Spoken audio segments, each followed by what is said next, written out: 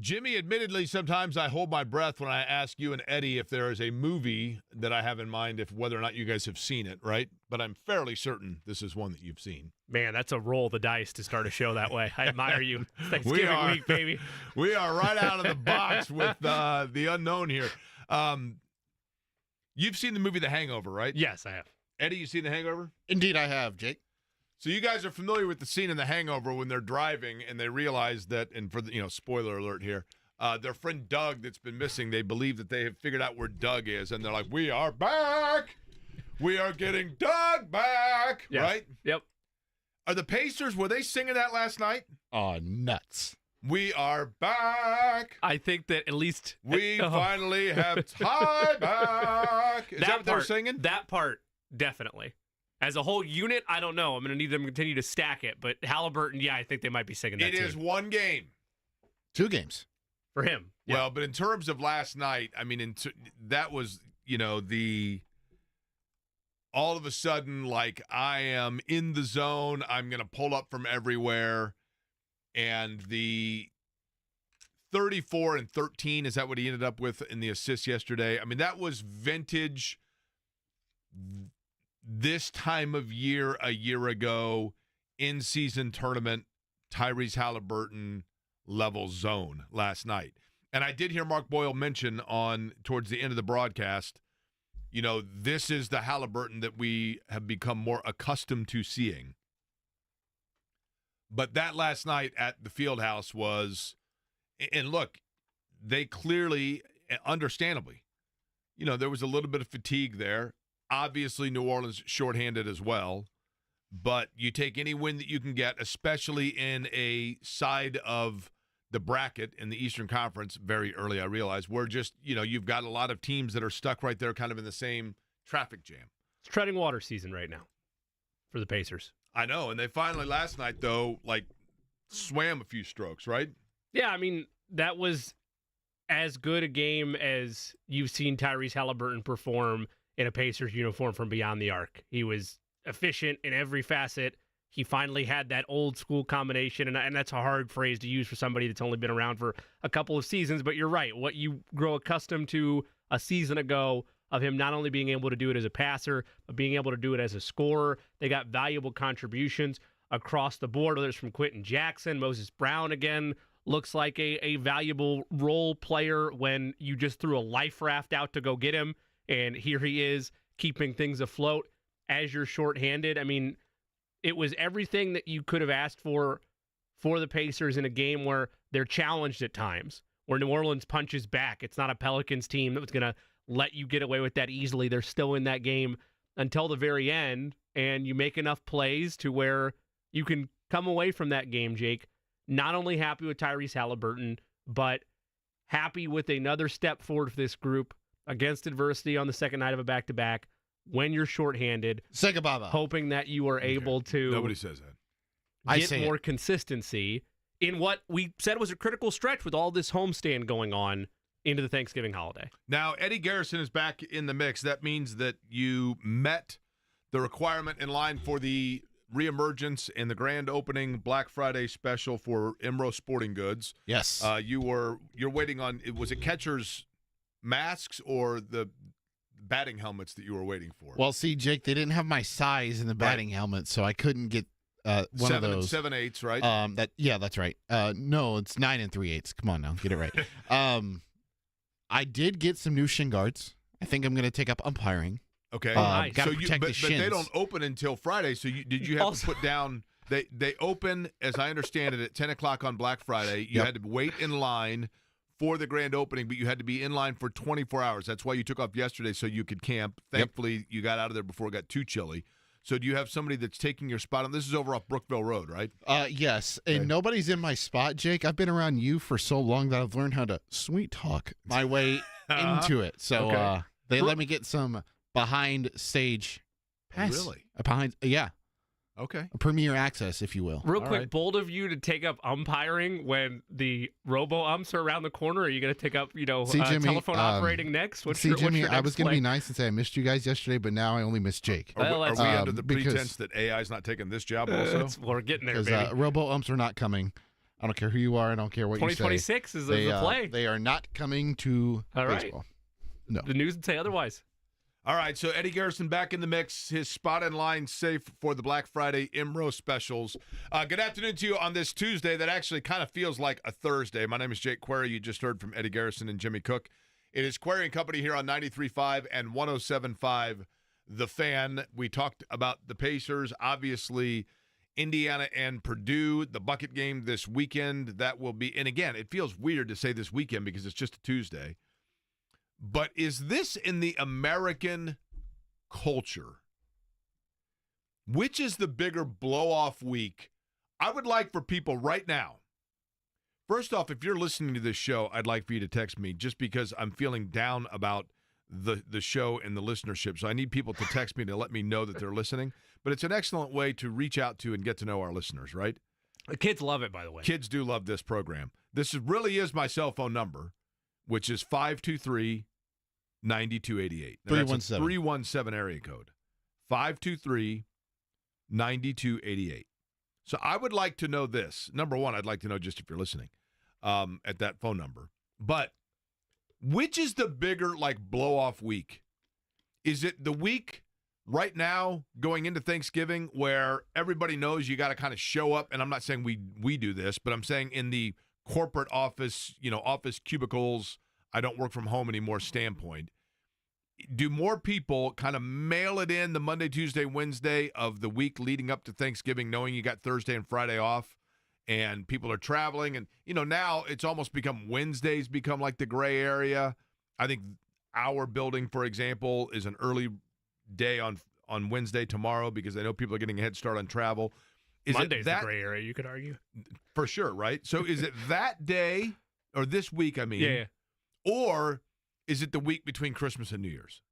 See, I'm going to go. Which one is the more I'm completely mailed in? Are we sharing and influencing, or are you wanting this to be organic for the audience? No, I'm genuinely curious. I would say Christmas and New Year's because I still find people that are very highly driven towards animosity about Thanksgiving. They don't like turkey. They don't like mashed potatoes. Some people don't really want to see their families. I understand I'm painting a very dark individual there, but it's true. There's chasms across families. That's life. Okay. That's history. That's true. But there's something about Christmas and turning the page in a new calendar year that I think gets people and carries it. But doesn't Thanksgiving set the tone for the holidays? To me, and as a kid, to your point, Jimmy, let me tell you this. This is Thanksgiving to 9-year-old Jake. All right. Who's still writing his size and height. That's right. In his bedroom on a piece of wall that we thought was going to have to be removed. So 9-year-old me at Thanksgiving, my mom has this tradition of homemade butter, and I had to shake it in the jar, and it always made me nauseous. And then I'm like, okay, a couple of relatives that I don't know that well are going to come over and tell me how much bigger I am than last year. And then the Lions and Bears are going to play in some indoor stadium in Detroit that's 3-9 on the year. And it's kind of cold out. And then I've got to eat this food that's my mom's going to make me wear slacks. Mm. Everything about it was just ugh. What was 9-year-old Jake Query's go-to pants situation? Are we a jeans guy? Are we shorts all the time? Tough skins. Okay. Yeah. All right. And then as I got older and I went to college, I kind of learned to appreciate Thanksgiving because you come home and now it's everybody's home, and I still remember the landline number for all of my buddies and everybody calling, and we're figuring out where we're going to get together and relive the old days, right? Obviously, now that I'm an adult, it takes on a whole different meaning because, number one, you get to an age where you do truly understand, recognize, and reflect the value and the fortune that everybody around the table is the same that was there a year ago. You didn't lose anybody from last year. And, we have the fortune at my sister's house of inviting new traditions, new family, new friends each year that have joined. So it's very special to me. There's obviously now 74 NFL games that are played on Thanksgiving as opposed to the traditional, only the Lions and the Cowboys. Dolphins, Packers in the evening, baby. Let's go. Right. Then the other aspect of that, though, is I do think for a lot of people it does kick off, and this has always been the case, I guess, but it really does kick off the holiday season, especially this year because it's happening so late, with shopping on Friday, getting the lists of what people want, like during Thanksgiving from your family, the state football championships, the lighting of the tree, the bucket game, the Colts trying to keep themselves in the playoff mix. I just think that it has an extra oomph even this year than others, but I do think that people think of it as the official kickoff of the whole season in general, and that's why people now are already kind of mailing it in. I wouldn't fight that element of it being the official kickoff. My issue is, and this happened at the Cookhouse this year, because there's a shorter time between Thanksgiving and Christmas this cycle, as you mentioned, because Thanksgiving is a little bit later, that we've had the Christmas decorations up since the 3rd.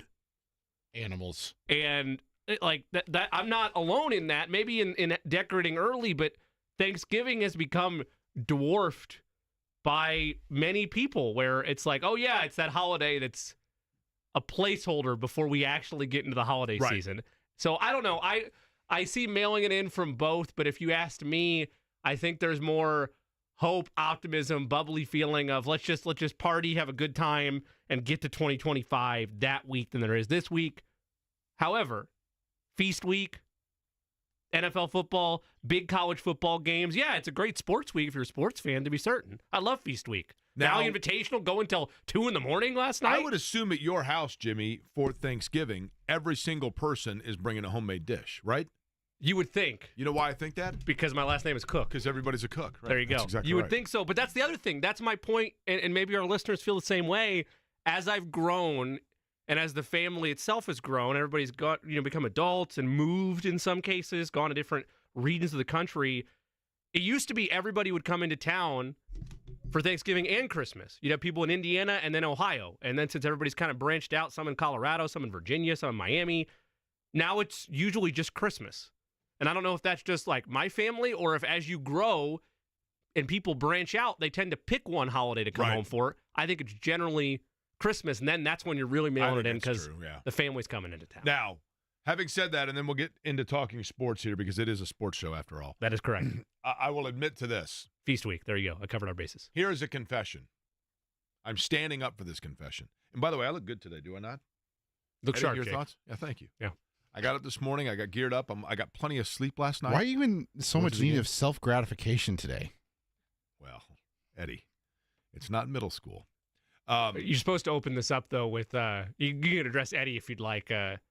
Forgive me, Father. It's been X amount of time since my last confession. I feel like that's important for the tone here. And the last time that I complimented myself on looking good. Here's my confession. And I, as a grown man, spoiler alert, okay? But as a grown man, I'm comfortable saying this. And I'm betting you that somebody's going to text me and say, I agree with that as well, Jake, at 523-9288. It is impossible for me, even after some 36 years now, as great as the movie is and as funny as it is and as many great scenes as there are, and not because one of the beloved actors that appears in the movie is no longer with us, it is impossible for me in the last 3 minutes during the epiphany leading into the conclusion of Planes, Trains, and Automobiles, at the moment that the epiphany happens with John Candy and Steve Martin, it is impossible for me to not for a brief second feel a slight hit in my sinuses and lump in my throat. I will admit it. It makes me emotional every single time I watch Planes, Trains, and Automobiles when Dell gives his confession to the Steve Martin character. You've not seen Planes, Trains, and Automobiles, right? I have. It's been a long time. But Eddie, yes. have you seen Planes, Trains, and Automobiles? Nope. Okay.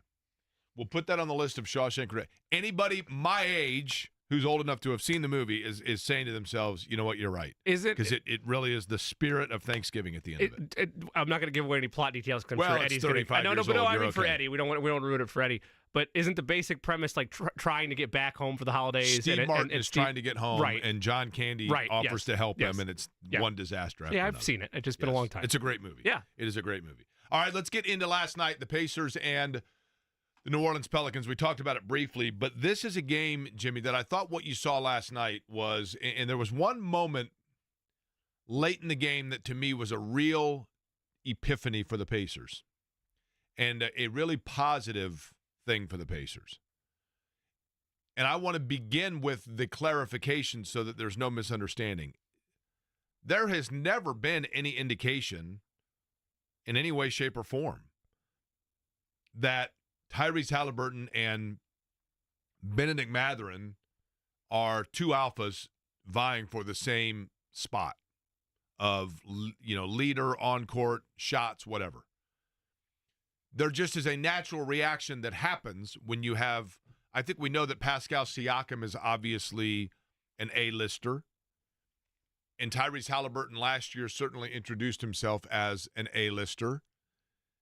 And Benedict Mathurin is a guy that, because of where he was drafted in this, a franchise and a fan base that is not used to seeing players selected within the top 10, he was the first top 10 pick, since George McLeod in franchise history. And so because of that, automatically it is assumed that Benedict Mathurin is going to have to be an A-lister. And he's getting more opportunities this year, too. He is. The point. And because obviously last year he was hurt as well. And he has a swagger about him. And I think that people naturally go back to thinking about eras when, in this franchise, you had multiple A-listers. Paul George grew into being an A-lister. And he was on a team with Lance Stevenson, who was a straw mixing the drink in terms of the attention of everything. And David West was a veteran, right? And then before that, when Chuck Person was your A-lister, and then Reggie Miller rose up, and you're like, whoa, wait a minute, like, what did they do here? And they ended up making the decision of going with one of the two of them, and they flipped Chuck Person into auxiliary pieces. And you saw what happened. That was obviously a good move. With Benedict Mathurin, I think there was a thought from a lot of people of, can these two play together long term? Not in a bad way, not as a knock on either one of them, just in terms of reps and where the ball goes and how many points can go around. Last night, late in the game, and it really was when the Pacers kind of just said to New Orleans, look, we're tired. We just played last night. I know it. I mean, we played Washington. I get it. We played the Wizards. They're not very good. They're not. But we played them, and we had to play for the whole time, and then we went home, and then we had to come back today, and we had to play again. And I know you guys are shorthanded, but we're tired. And the Pelicans like, okay, well, I mean, we had to come all the way out here and travel, so, we're going to give you a game. So they're going back and forth, and then finally when the Pacers just said, you know what, we're done playing with our food here. We're going to let them know we're putting this game away. I think it was somewhere in that era, or in that time period of the game, Haliburton's got a break. And he had really an impressive kind of look one way, fake the other pass, a no-look pass to Benedict Mathurin. And Benedict Mathurin, in an incredible display of athleticism, is able to swoop in from the side, catch the alley-oop in one motion, dunk, and then in kind of hanging from the rim before he lets himself go with the other arm, he does something. And he points at Tyrese Haliburton. As if, like, you the man, what a pass, what a play. And it's a little thing like that. It's a little thing like that. But it's that kind of thing that makes you look at it and recognize and go, you know what? In that moment, now that's not to say that when contracts come up and everything else, but in that moment, what you saw was, in fact, one player saying to another, yeah, we do play together. You saw the only person in the arena that saw that Mathurin was coming in from the blind side, essentially, and had an open lane for an alley-oop was Tyrese Haliburton. And the only person in the arena that saw that Tyrese Haliburton was going to actually distribute the ball to that area was Benedict Mathurin. And that ability to basically, without even looking at one another, play in that capacity was a small glimpse of what is very optimistic for Indiana, because I think there was some question mark, Jimmy, about whether or not that was something we were going to see. Yeah, not just whether or not they can work together, and as you point out, there's enough basketball to go around, but will Benedict Mathurin ascend to a point where he is matching or in step for step with Tyrese Haliburton? And it's what I talked about last week.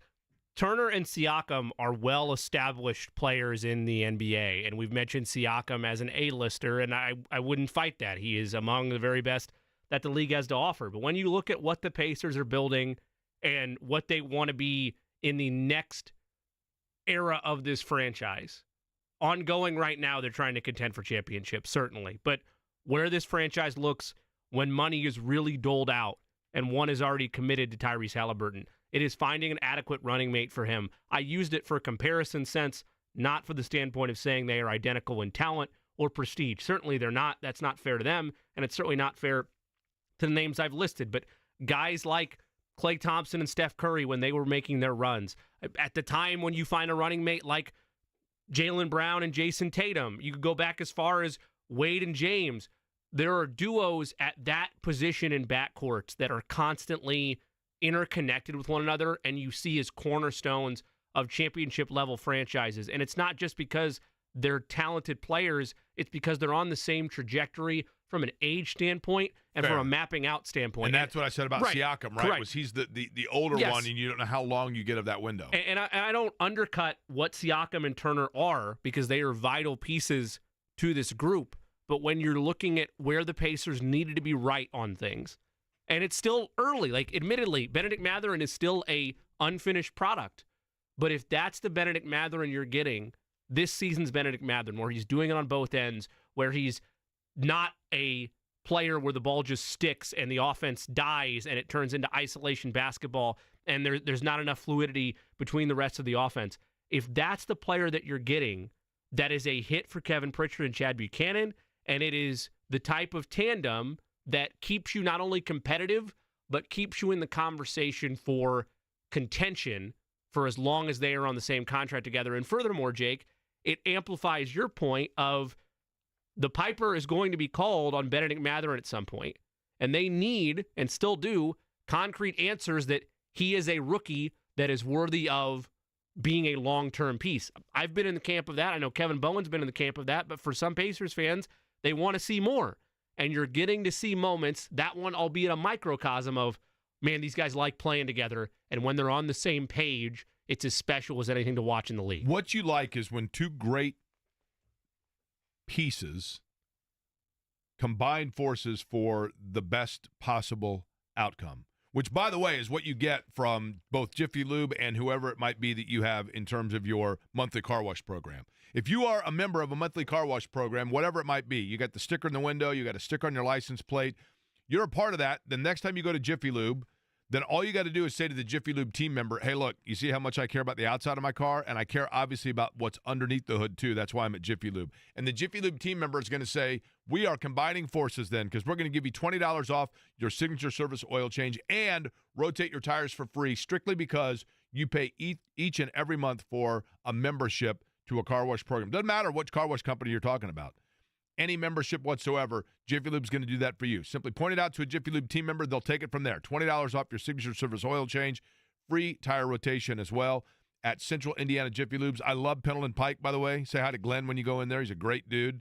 But all of them are fabulous. That goes without saying. Jiffy Lube is your one-stop whenever it is any of your vehicle maintenance needs. And, of course, you never need an appointment.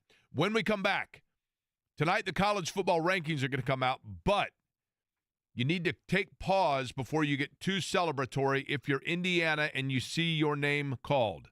And we'll explain what we mean by that when we come back.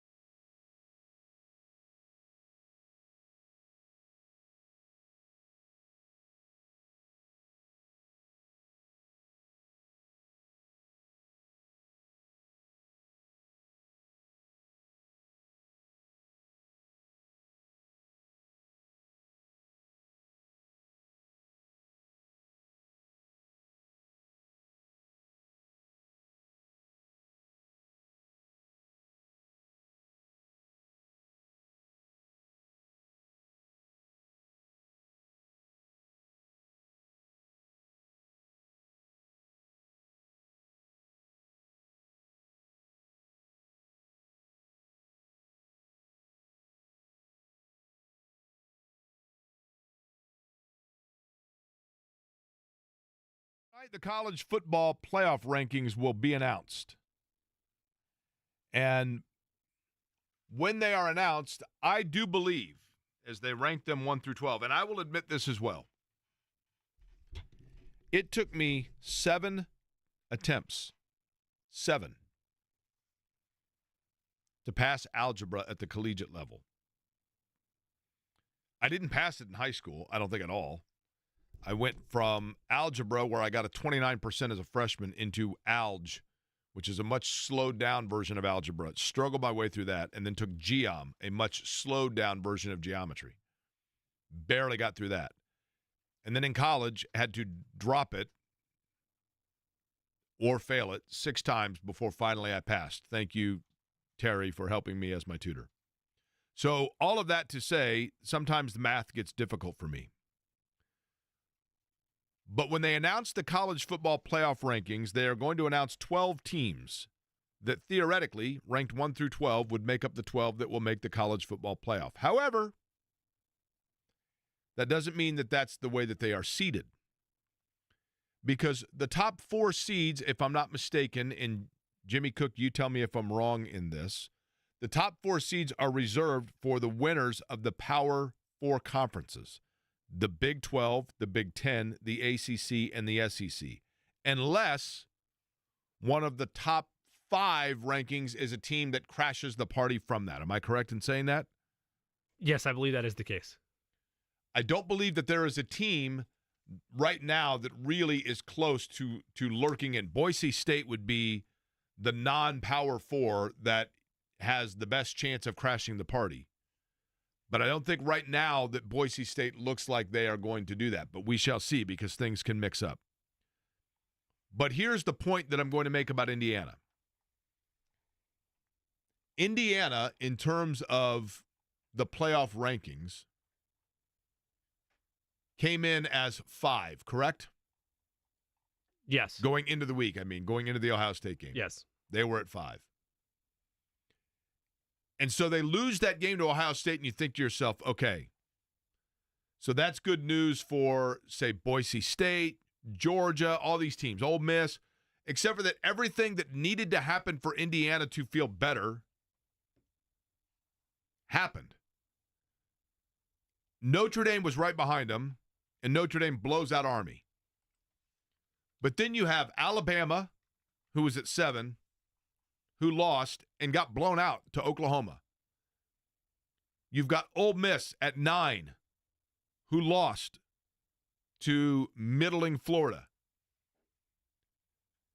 You've got BYU at 14 that one thought could have maybe leapfrogged, but they lost to Arizona State. Here's where things stand.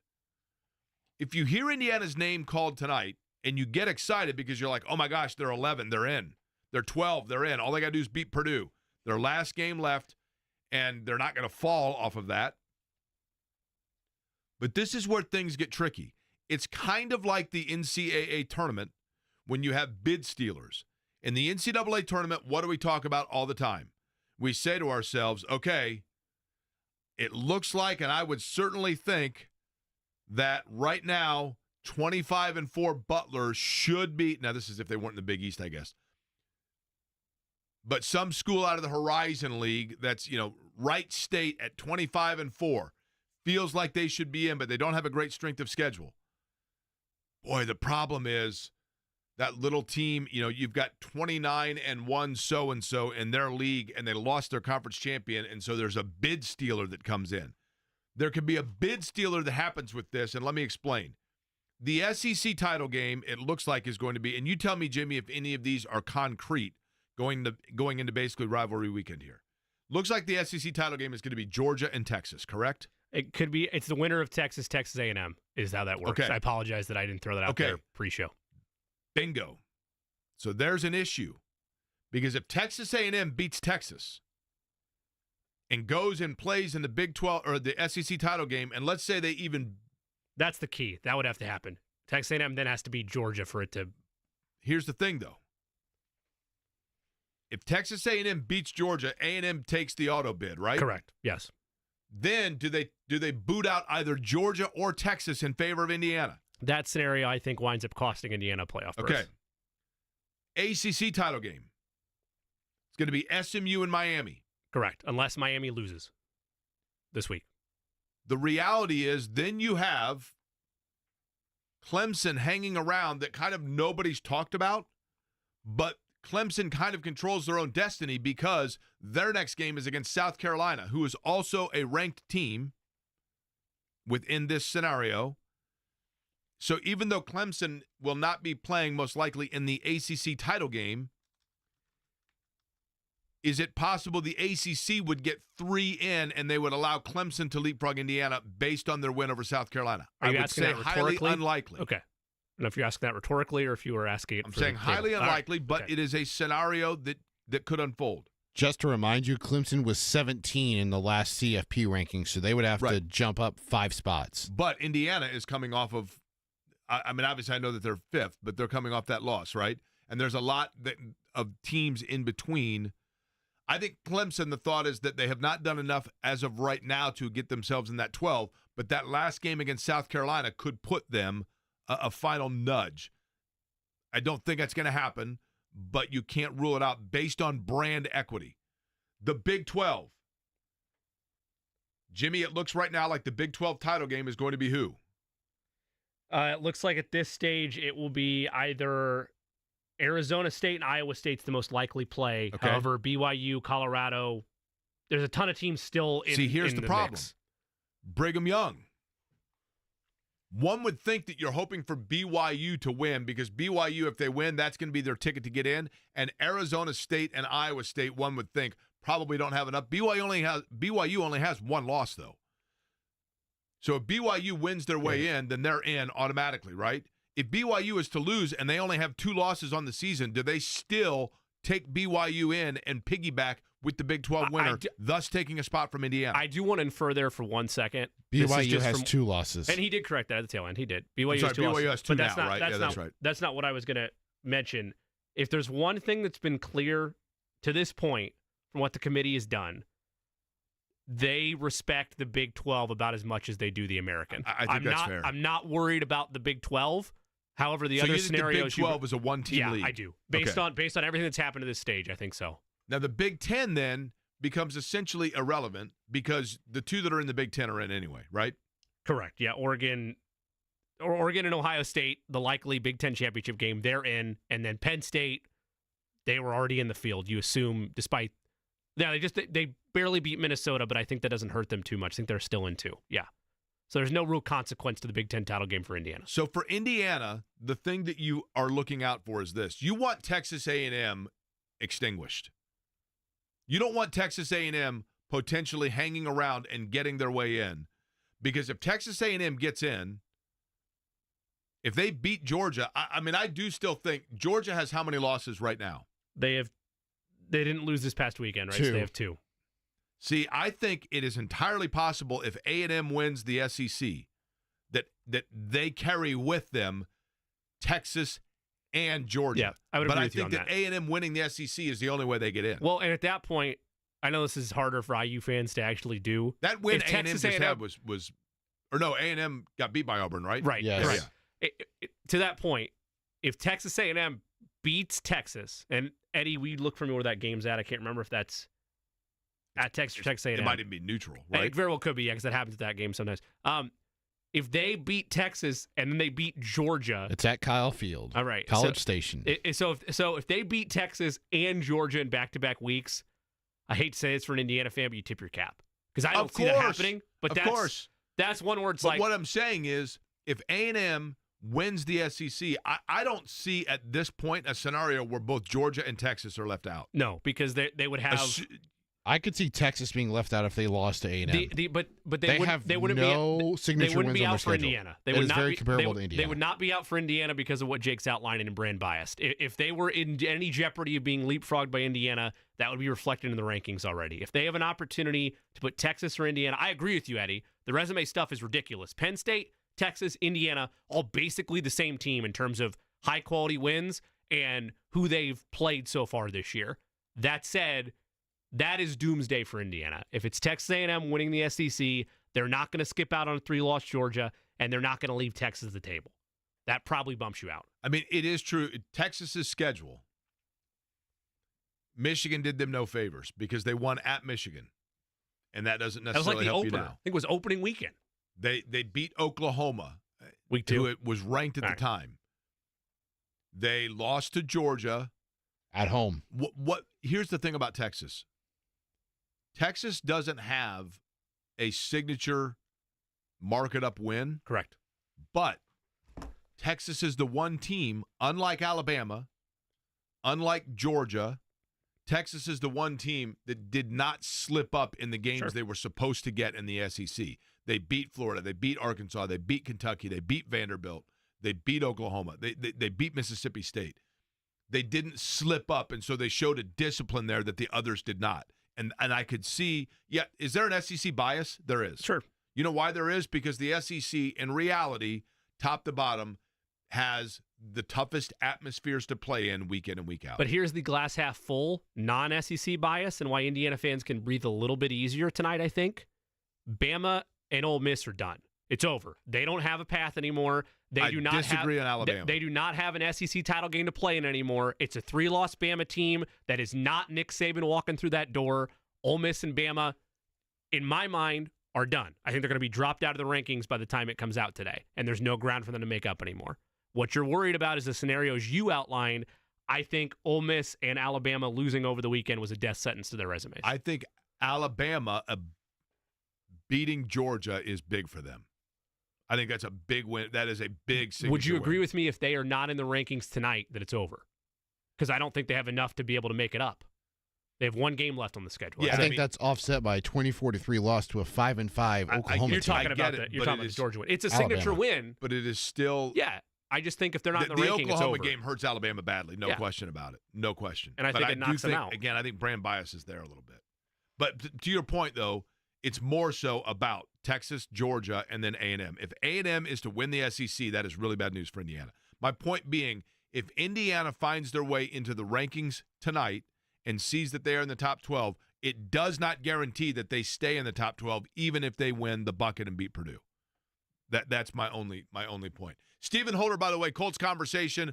We'll find out where things stand. A couple of players yesterday we found out in the injury report coming off of the game on Sunday, and we'll let you know about that and get the latest from Stephen coming up top of the hour.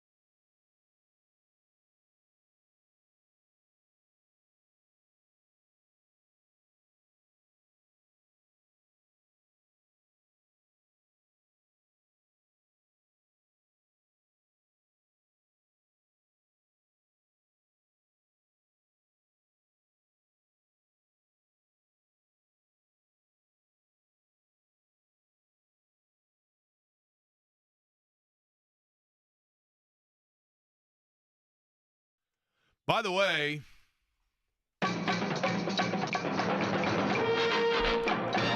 this is probably zero local interest. The McRib is back. Wait, what? Sorry, my I bad. do like the McRib. That's old news, Jimmy. That came out like 2 weeks ago. Well, technically, it doesn't come out again until the 3rd of December, but I they did know. launch sauce and stuff. You're right. I'm sorry, Eddie. It's my creative brain today. It's the best I could do. North Carolina has fired head football coach Mac Brown.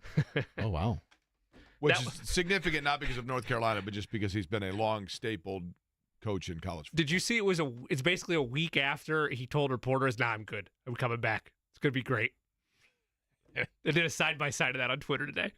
I said last night, Dave Calabro's retirement from Channel 13 is notable not just because of a great 38-year career in doing what the profession should be set out to do, which is just making a difference in a community and being a part of the community.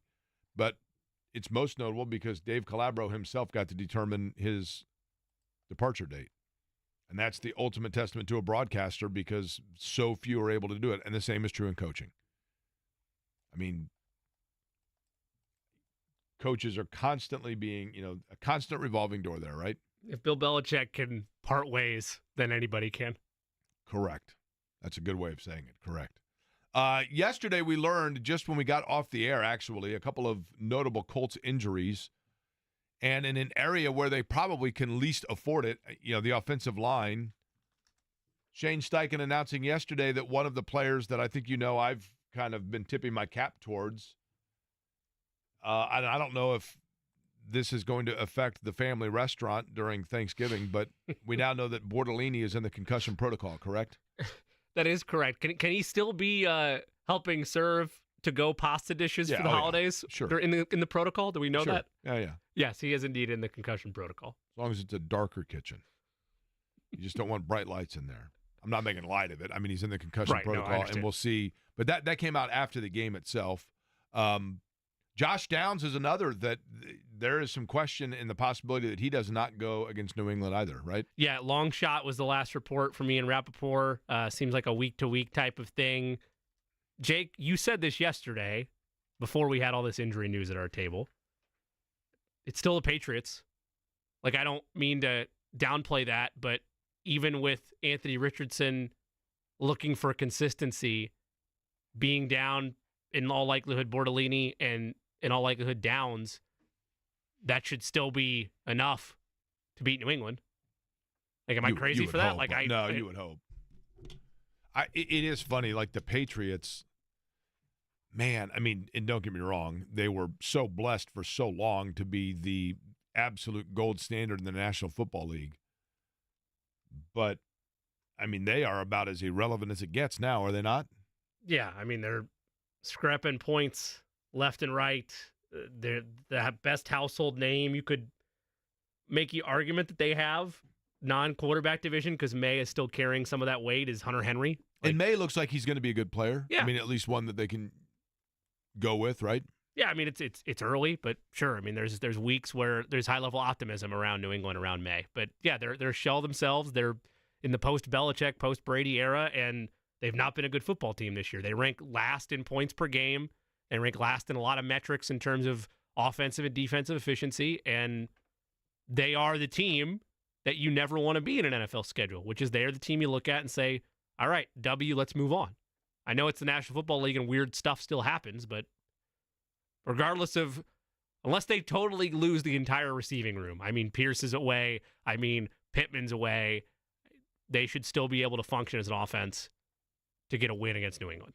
Now, here is a public service announcement. Now, I've done this before, but I'm going to do this public service announcement again when it comes to the Colts and Patriots game. I can't imagine how many Colts fans do you think are traveling to New England to go to that game? I mean, it used to be that used to be a circle the calendar game, right? Like, but it's December in Foxborough, and I don't know if you know this or not, but the New England Patriots since the beginning of time have played 3 games in pleasant weather in Foxborough. It's always like that. The camera always has like the fog on it. Just gross. It's a Ripley's Believe It or Not always a stat, night games, really. right? I would say, because there's always some fans that are like, oh, hey, it'd be fun to go to Gillette. I'll say Of Indiana residents, I will say 20 Colts fans. Okay. Based off of Sunday, I would say none. Well, I know, but I didn't want to be that harsh. Well, what we see is that if you are a traveling fan, it's easy to get tickets in a road venue. Listen, if you are planning on going to the game and you have not yet bought a plane ticket, then not only are you the world's biggest procrastinator and you probably cost yourself a lot of money, but even for future reference, if the Patriots again become relevant and you want to renew the rivalry between the Colts and the Patriots, my public service announcement that stands true now, just as it did the first time I said it, just as it will be next year if for some reason the Colts have to go back to New England. Fly into Providence. You fly into Providence. It's a much smaller airport than Logan. It is much easier on your exit flight to drop off the rental car and come back. Okay. When you land in Logan or in the Providence airport, they got a big wooden sailboat that's pretty, and then when you go down the elevator to baggage claim, they have a huge poster of Meredith Vieira, who's the most famous person to come from Providence. So that's cool. Other than I think the Talking Heads had a run through there as well. But then literally Foxborough is halfway between. If you think about Indianapolis and Cincinnati, and you put a stadium in Batesville or Greensburg, that's almost what Foxborough is between Boston and Providence. Yeah. Literally halfway mark. If the Pats beat the Colts, is the rivalry back on? Yeah. Chris Ballard told us it was when they stole Josh McDaniels and then ended up not getting him, right? Stephen Holder going to join us. He will be at that game. He was obviously there with the 20,000 Lions fans on Sunday. He joins us next.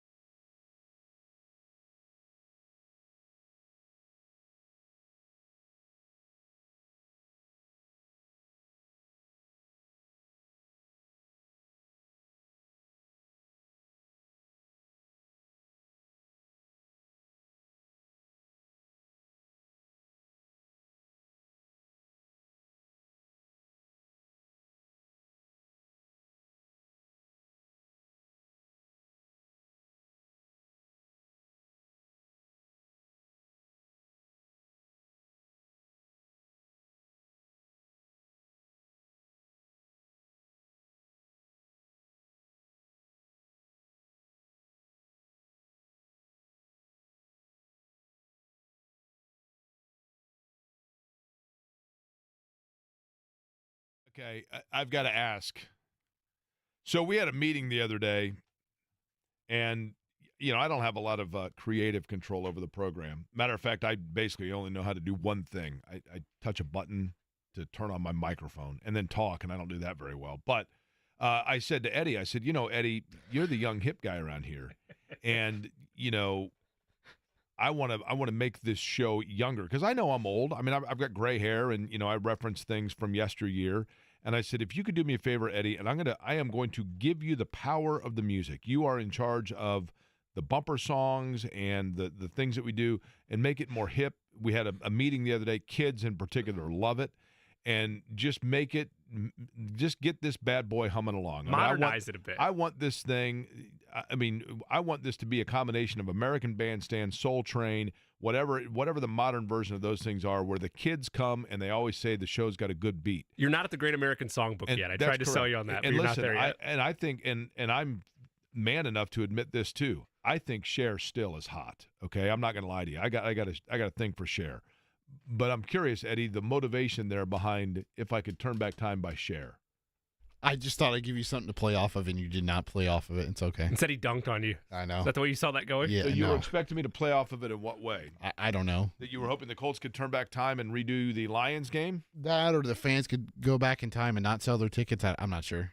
89 is close to the 2000s to 2019 window that you gave Eddie, right? For what it's worth, Cher looks the same today as she did in 89, so there's that. Stephen Holder joins us now, and I'm sure thrilled to be doing so on the Express Pro Tire and Auto Guest Line, ESPN.com, where you can read his work. Stephen, we'll begin with this injury standpoint. A couple of them popped up after that Detroit game. Where do things stand now in terms of players that may not be available for the game in New England? Well, I will just start by saying, having just had my 48th birthday, I wish I could turn back time a little bit myself. But, Happy belated. Do you find Cher hot? I find Cher hot. Am I alone in that? I mean, I'll put it this way. I mean, she carries her age pretty well. I mean, because it ain't a small turn number. back time, okay? right? That's right. So, yeah, I'm with you on turning back time, though. I'm with it. I wish that were possible. The injuries are problematic. I think, first off, we need to find out what's going on with Josh Downs. I don't think his season is in jeopardy, but certainly his availability for Sunday is. And that's a big one, just when you factor in what's already happening with Michael Pittman. Look, he had, I thought, a really strong performance on Sunday, but Michael Pittman's playing at, 75% maybe. I think maybe less than that, depending on the game. He has at times really struggled with that back injury. Kudos to him for pushing through it, but he's not the same guy. So then you perhaps take Josh Downs out of the equation, and now you are really limiting the options for Anthony Richardson, who already has what I think John and I were talking about this last night. I think this might be the absolute worst tight end group in football. So he's going to lose his most productive receiver potentially this weekend, and then have a compromised Michael Pittman with his injury. That's not a great situation, particularly when you now factor in what's happening with the offensive line to spin it forward, where we have Tanner Bortolini, going into the concussion protocol. So, that greatly reduces his odds of playing on Sunday.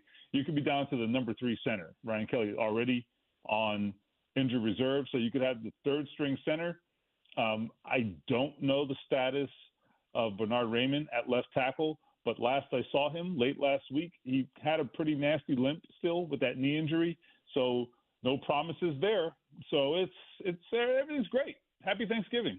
Stephen, the tight end position, and I agree with you. Here's the thing. I don't know that the Colts have – I think all 4 players that the Colts have in their tight end room probably would be able to make a roster anywhere else in the league, but not as anything more than – they have 4 number 3 tight ends basically. Now, are they in this predicament because of – and I want you to give me which is the most likely situation. The Colts are in this situation because, A, they actively tried to get a stretch tight end and couldn't acquire one. B, they realistically thought one of these 4 was, in fact, going to develop into that, and it hasn't happened. or C, they were stubborn? I think it's a combination of B and C. It's just my opinion, educated opinion. Now, whether I'll address A, which is they tried to get a tight end. The one possibility there, and I can't say for sure, but the one possibility is they did try to make a trade in the draft to move up into the top 10. Whether that was an effort to get Brock Bowers, I can't say. I think they were probably shooting a little higher than his slot. So my guess is it was one of those explosive wide receivers. That's kind of what I think. So I'm not gonna assume that's what that was. So unless and until we learn differently, I'm not assuming that was Brock Bowers. So that leaves us with B and C, which is, I think what B was what? Well, C was they were stubborn, and B was they thought somebody was going to develop, right? Yeah. I think it's a combination, right? They thought that they could develop these guys, certainly, but that is when you're just kind of gassing yourself up sometimes when you do that. Now that did work at wide receiver, but I think they also invested resources at wide receiver. It's not like they had a bunch of bums out there. They just were improving. That's the difference. And I don't mean to call these guys bums. That's awful. But what I mean is, I'm not calling them that. I'm just saying that the wide receivers were not bums. But what I am saying is they haven't really invested resources at that position, so you kind of get what you get. I mean, that's how the league works. I mean, generally, you don't tend to develop late-round draft picks into elite players. That rarely happens. You have to invest resources at a position if you want to reap the rewards, generally speaking, unless you get the guy who is the exception to the rule. If you go out there and you have four guys who you are hoping to be exceptions to the rule, odds are you're going to strike out. Stephen, And I so thought far they are. I thought Stephen Holder's our guest from ESPN.com. I think in the last 2 weeks, and maybe this is simplifying it, but it seems to me that Anthony Richardson's ability to now more often hit the layups, okay? We knew the guy's got a cannon, but his timing and his precision on an 11-yard cross screen or a fade pass, that's starting to come around a little bit, and he's starting to trend in the right direction. Some of that I wonder if it's because they have utilized him more in the running game, and that is causing defenses to have to come up and respect that and opening up and softening that middle of the field so his windows are a little more affordable for the time that he needs to adapt. But is there a danger? I like that they're using his legs, but is there a danger in becoming too reliant on that? Yeah, I think just because if there is one, it's that you expose him more to the physicality, right? So that's just a reality, and he has held up to his credit the last couple of games. I mean, I think he's been banged up so much that we have this concern every time he gets hit where we're kind of cringing like, oh boy, I hope this isn't the one. But that hasn't been an issue here in recent weeks, and that's a good thing. I love that he's been able to actually dish out some of the punishment, which is kind of what we thought might be the case with him when he was drafted. So that has proven to be true. So that's where it's a double-edged sword. You got to be careful. Are you putting him in harm's way too much? Always a concern. But I do think that they are kind of dictating a little bit when they use him in the way that they are right now. That's a good thing. You're making the defense have to react to him, and that's where you want to be. They are sort of bringing the physicality, which I think is good. It has given them at least some run game, because right now their running game is a disaster, which I think is traced to the offensive line struggles. Jonathan Taylor is giving them nothing right now because I don't think there's anywhere to run for the most part. So that at least gives you some threat of a run game when you have Anthony Richardson moving around. But I agree. I mean, you're giving him a little bit of simplified – there's some simplified reads for him in some cases, but he's also making good decisions generally, and I think that's a great sign overall. Stephen Holder of ESPN.com is our guest. He joins us on the Express Pro Tire and Auto guest line. Stephen, going back to the tight end conversation for a second, we talk about how perhaps the Colts are operating underneath more strict financial rules or requirements or requests perhaps from Jim Irsay and company, and maybe that is the reason for why they're not always spending all the money that Colts fans would like to be spent, and perhaps you have to allocate, as you mentioned, your resources to a certain place. Mike Gesicki, who, for years the Dolphins tight end and was a free agent this past year, goes to Cincinnati where he's been, a decent body for them. He's not been the elite Travis Kelce, George Kittle, but he's been a middle to back end of the road tight end, in my opinion, better than anything the Colts have on their roster right now. That cost $2.5 million for the Bengals to go get him this offseason. Looking forward, is that the type of move you think they would try to shore up additional help for Anthony Richardson? Or does the cost analysis say for them and the body of work of Chris Ballard that it's better done in the draft? I think it's worth it. I think if you're going to go into free agency, you should go in there and address your weaknesses. It's clearly a weakness, tight end. The other thing that I think is fortunate is that it's one of the lowest paid positions. So even if you get a guy that's on the higher end of the pay scale at that position, at tight end, he doesn't make that much in the grand scheme. Now, teams still budget a certain ballpark that they want to spend on each position.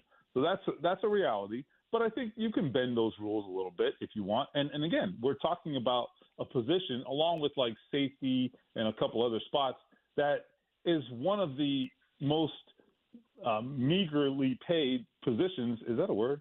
I don't know. It's basically one of the cheaper positions in the NFL. So if you want to upgrade, it won't hurt your salary cap that much ultimately. So that maybe leads to the previous question being answer C, stubbornness. In terms of the tight end, somebody asked me this question, Stephen, and then about the tight ends if they were going to go free agency route. Does having a young quarterback that is still learning accuracy in any way limit the players that would want to come here? Quarterbacks are definitely a factor in the decision. I think for pass catchers, yeah, it should be a factor. But ultimately, the money always ranks higher. It just does. It always ranks higher. And if you want a guy, you can get him. That is ultimately how the league works, and that has proven to be true year in and year out. They haven't made the effort that it takes to get these guys. And I don't necessarily propose that you go out there and you throw money at free agents all over the place. I'm not a big proponent of that, but I do think they have failed to get results at the tight end spot, and they've gotten by, I think, in the last couple of years. Well, they're no longer getting by. I think it's starting to show up now. And that position, it oftentimes becomes one that's a really reliable one for young quarterbacks, where they can just kind of like, all right, when my wide receivers are covered one-on-one and maybe the window's not there, that tight end, you get favorable matchups oftentimes at that position. That's where you get your good matchups, and that's why tight ends are thriving in today's NFL. But you've got to have tight ends who can win matchups and who are good athletes in the passing game, and it's questionable whether the Colts have that. Stephen, do you get the impression – Stephen Holder's our guest. He's on the Express Pro Tire and Auto guest line. His work can be read at ESPN.com. He's a contributor to this radio station, obviously. Do you get the feeling that this locker room is 100% cohesive? Specifically, just what, in terms of?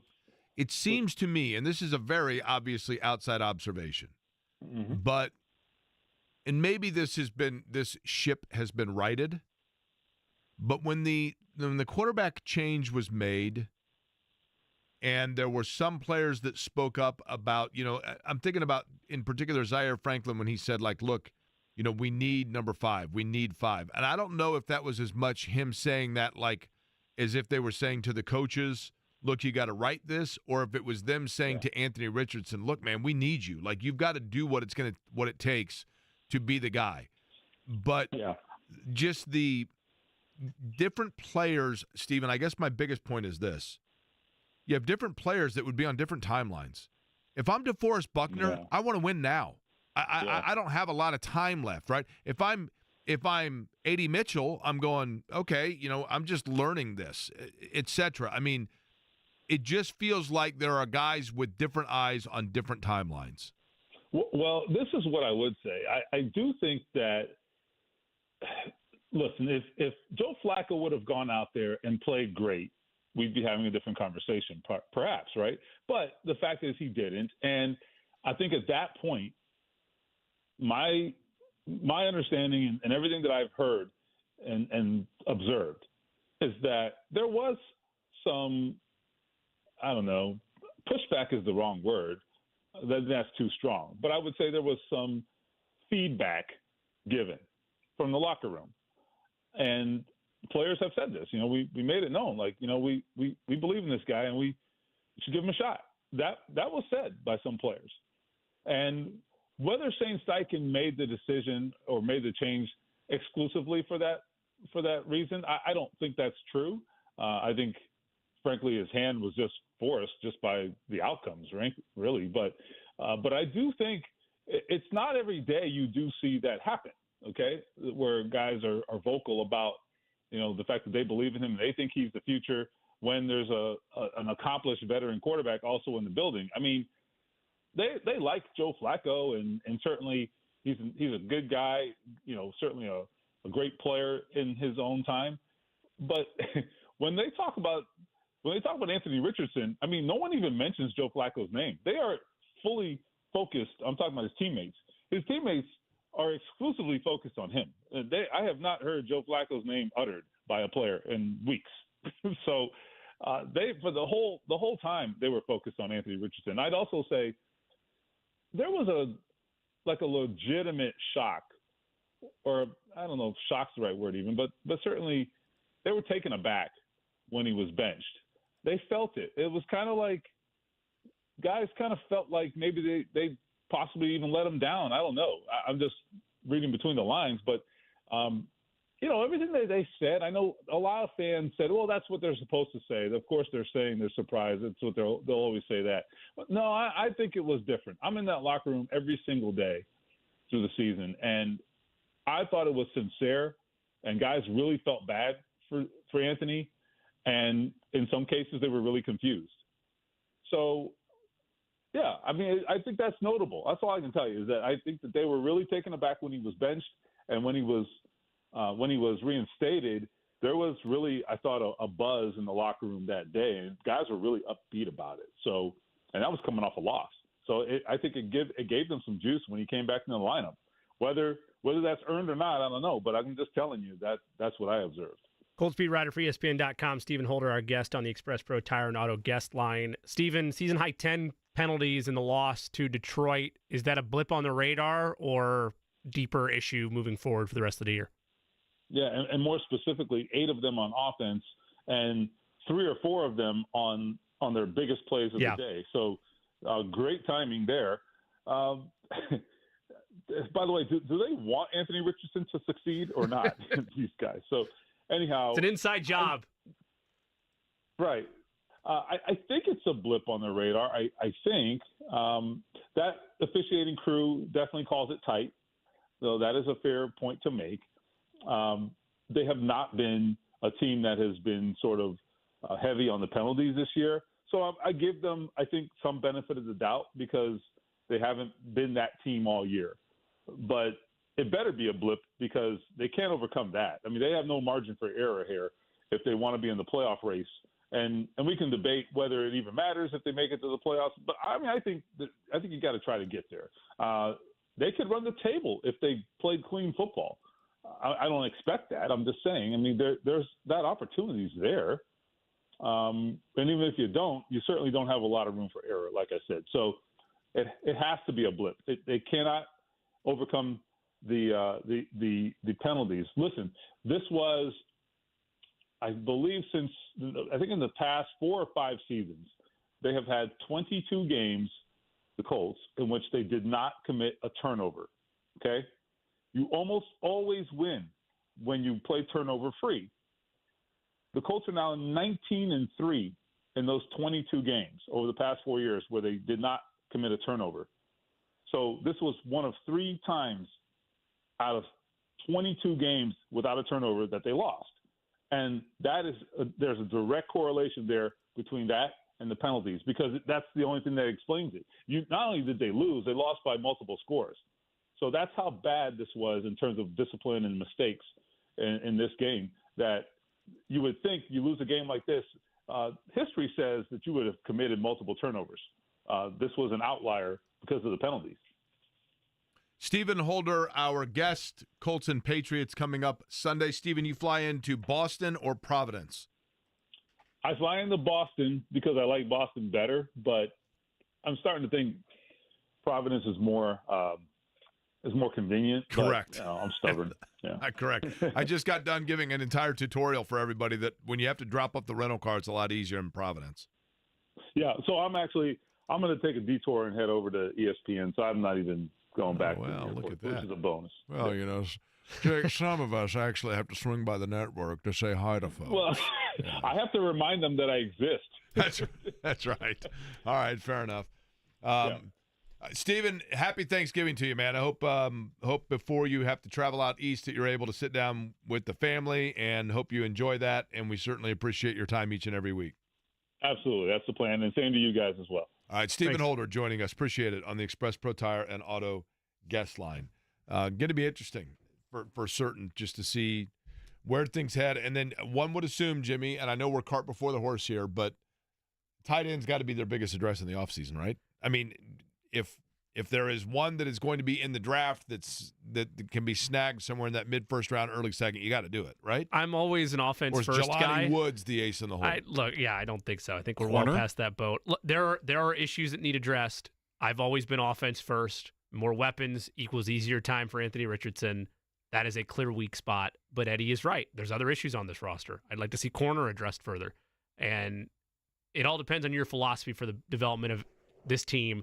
Corner is be important, number one for me. but their franchise quarterback's not a pass rusher. Correct. That's my point. You know what I mean? Yeah. I mean, they've got to. You would think that at some point you got to build around the point of getting some weapons, as many as possible. And they to their credit, I mean, Josh Downs a good player, right? Yep. Jonathan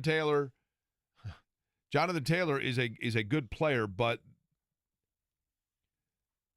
he is a player that oddly as it may be, you kind of need scheme around him for him to be a great player, right? He's a traditional back. Correct. He's one of the last of that breed. Pittman, when healthy, is a very good player. Pierce is a nice complementary piece. Ashton Doolin, has done a good job, but that tight end position, one would think, is really important. One of the dominant high school football programs has a new head coach, but he's no stranger to Central Indiana, nor the place where he has just been hired. Kevin Wright was most recently on the staff at Indiana University and is now the head man for the Carmel Greyhounds.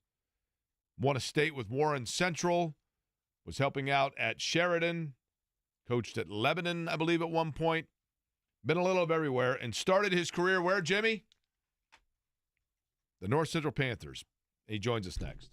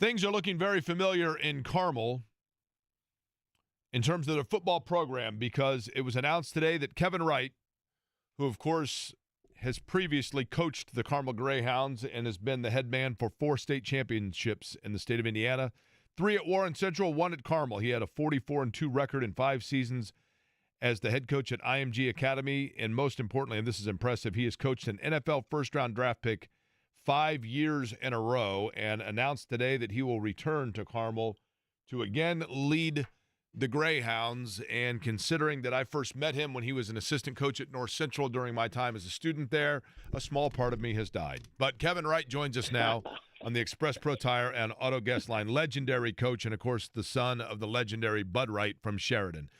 Kevin, first off, Coach, congratulations, and thanks for joining us today. Jake, thanks for having me. I mean, I don't know if you pick out the music, if you do all the lyrics.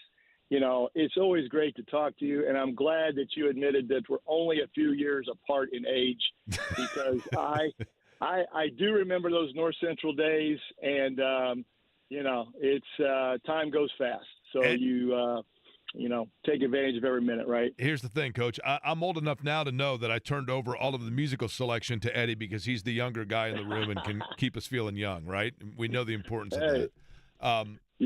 Hey, let's talk about how this all came together because for those that are unfamiliar, you were obviously on Tom Allen's staff at Indiana University, and then you went back and helped out your dad at Sheridan, and suddenly things open up and you're now at Carmel. So take me through, you know, and were you surprised actually to have life kind of come full circle like this? Yeah, a little bit. You know, the reality of coaching is that, you know, there's cycles. And when we got let go at Indiana, you know, we were in a situation, my family and I were in a situation where, you know, you want to think what's best going forward. And I have a 19-year-old son who's a freshman at IU. I have a daughter who's 22 who just graduated from IU and is working at the Simon Cancer Research Center, and a wife who is an administrator. So, you know, we said let's hold on, let's wait and see. We want to get back to Central Indiana if at all possible. We don't know how it's going to happen, but let's take a chance and move to Indy. So we moved to Indy, and you know, the reality is, yes. I mean, I got a call, you know, that it'd be great if I could come up and help my dad finish out the season. And so I went from, you know, coaching, you know, in the Big Ten to back home where it really started in Sheridan, and you know, just got to experience a sectional championship there with him and the family, and that was really good. So, you know, the opportunities, you know, the opportunity at Carmel, you know, was fairly quick in regards to, you know, when it happened and the timing with the end of our season. So, you know, just glad to have this opportunity, Jake, and be back in Central Indiana. Do you think when you look, Kevin Wright is our guest, the new head football coach at Carmel. When you look at coaching, Coach, and regardless of whether you're talking about at the high school level or as you have done at Western Kentucky and at Indiana, I mean at the college level, is the bigger challenge in coaching when you go from one place to the next, figuring out schematically what your players are going to respond to, or is it really just instilling the same principle regardless of the socioeconomics or the age of that of which you're coaching and simply carrying the same message and lesson from one place to the next? Yeah, I mean, I think that it's the latter. You know, schematics, especially the first year, you know, that's a process. I mean, you know, you take a look at what has been done, who you have coming back, you know, the level of success, and you just kind of build from there. You know, I mean, I think high school is a little bit different than college, especially in the year of or in the season of the transfer portal and, you know, bringing in your own team. You know, so I think it's very important, you know, just from a cultural standpoint that, you know, you establish what your expectations are, you know, that you come in and, you know, you get to know the people that are already there and the people that are already all in. And then you just kind of go from there. You keep adding pieces to the puzzle, so to speak, as you go. And just knowing that, like any job, you know, it takes about 3 to 6 months before you really understand all the challenges that are in front of you, but at least you have a plan in front of the kids, in front of the coaches, that they know this is where we're going. Coach, what was it about your love and admiration for that community in Hamilton County and Carmel? You mentioned having an opportunity to pick where your next chapter would be, for that to open up. What was it about what that place has meant to you in the past to go back there and start anew?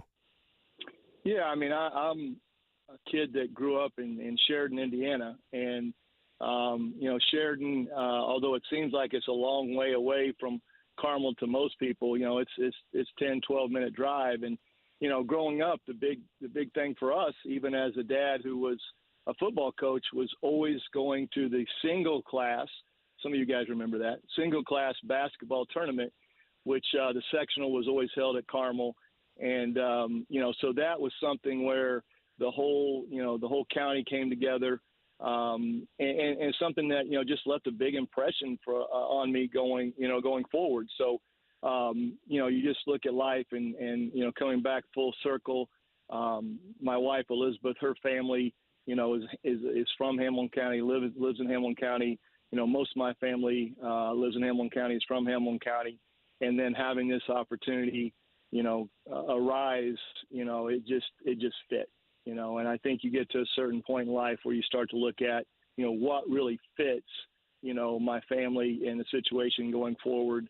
And then having, the other thing is, quite honestly, guys, is having a relationship with some of the administration and the people at Carmel. That counts. It matters when you go places that people and they know you. And so I think that, you package that all together, and it just made a ton of sense when the opportunity came. Coach, a lot of people may not know this, but if you ever watch one of those Hallmark movies or Lifetime movies, to some extent, your coaching career has kind of been that. And what I mean, for those that don't know, is this. I think a lot of people look at a Kevin Wright and say, look, his dad was a legendary coach, won all these titles at Sheridan, and then he went and coached at big-time programs and won state titles and went to IMG in Oklahoma and kind of glory places in football. But it hasn't always been that. You're from a close-knit family. I think it's well documented and well known that, sadly your mother passed a number of years ago, and she was the one that was washing uniforms and helping your dad and probably like setting out game plans for him and the whole deal, right? The quintessential coach's wife and mom, team mom. And yet your dad carries on, and he goes on, but at the same time, maybe need a little bit of a lift there towards the end of his career here, and you come back in that regard, and now you're back around family. And I think at its core, what's most important to you in knowing you is that aspect, the family aspect of it. How much has the journey at times been trying, but also rewarding for you with all of those things coming into play? Yeah, Jake, I'll tell you, it has been a unique journey. And one you look at, and I guess as a young kid growing up, and whose dad was a coach and had some opportunities to move different places, and chose to stay, where he grew up, where he was born, where my mom was born and grew up. I guess for me, I just, I wanted something a little bit different, and I wanted the challenges. And not that he hasn't had challenges, believe me, he has. But, the reality is that, like he was blessed with my mother and all the support. And you're right, Jake. I think you've heard me tell the stories about her, washing the clothes, making the popcorn, taking tickets. We lived, four siblings, so the five of us, we lived at school.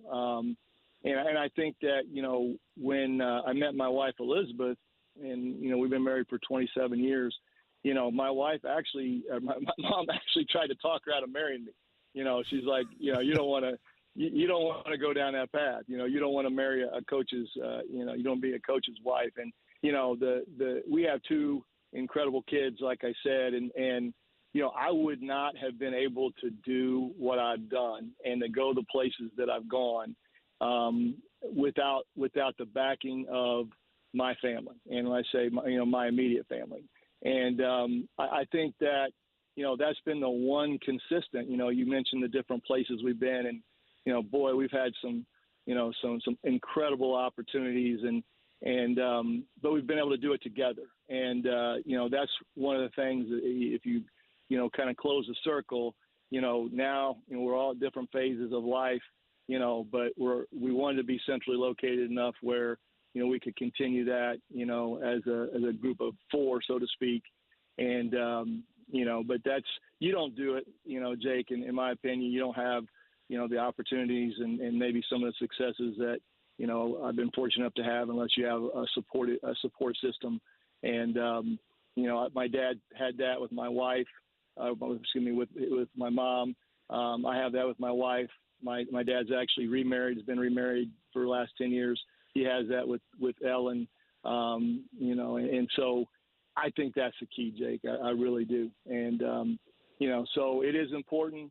And but at the same time, it's always an evolving situation. And so I just wanted to offer you a position on the staff, if you get bored, with what you're doing, Jake, and you could come across the state line, across the county line, from North Central Territory, into Hamilton County, and we'll embrace you. I'll be honest, my car runs rough when I cross 96th Street. I don't know what it is, right?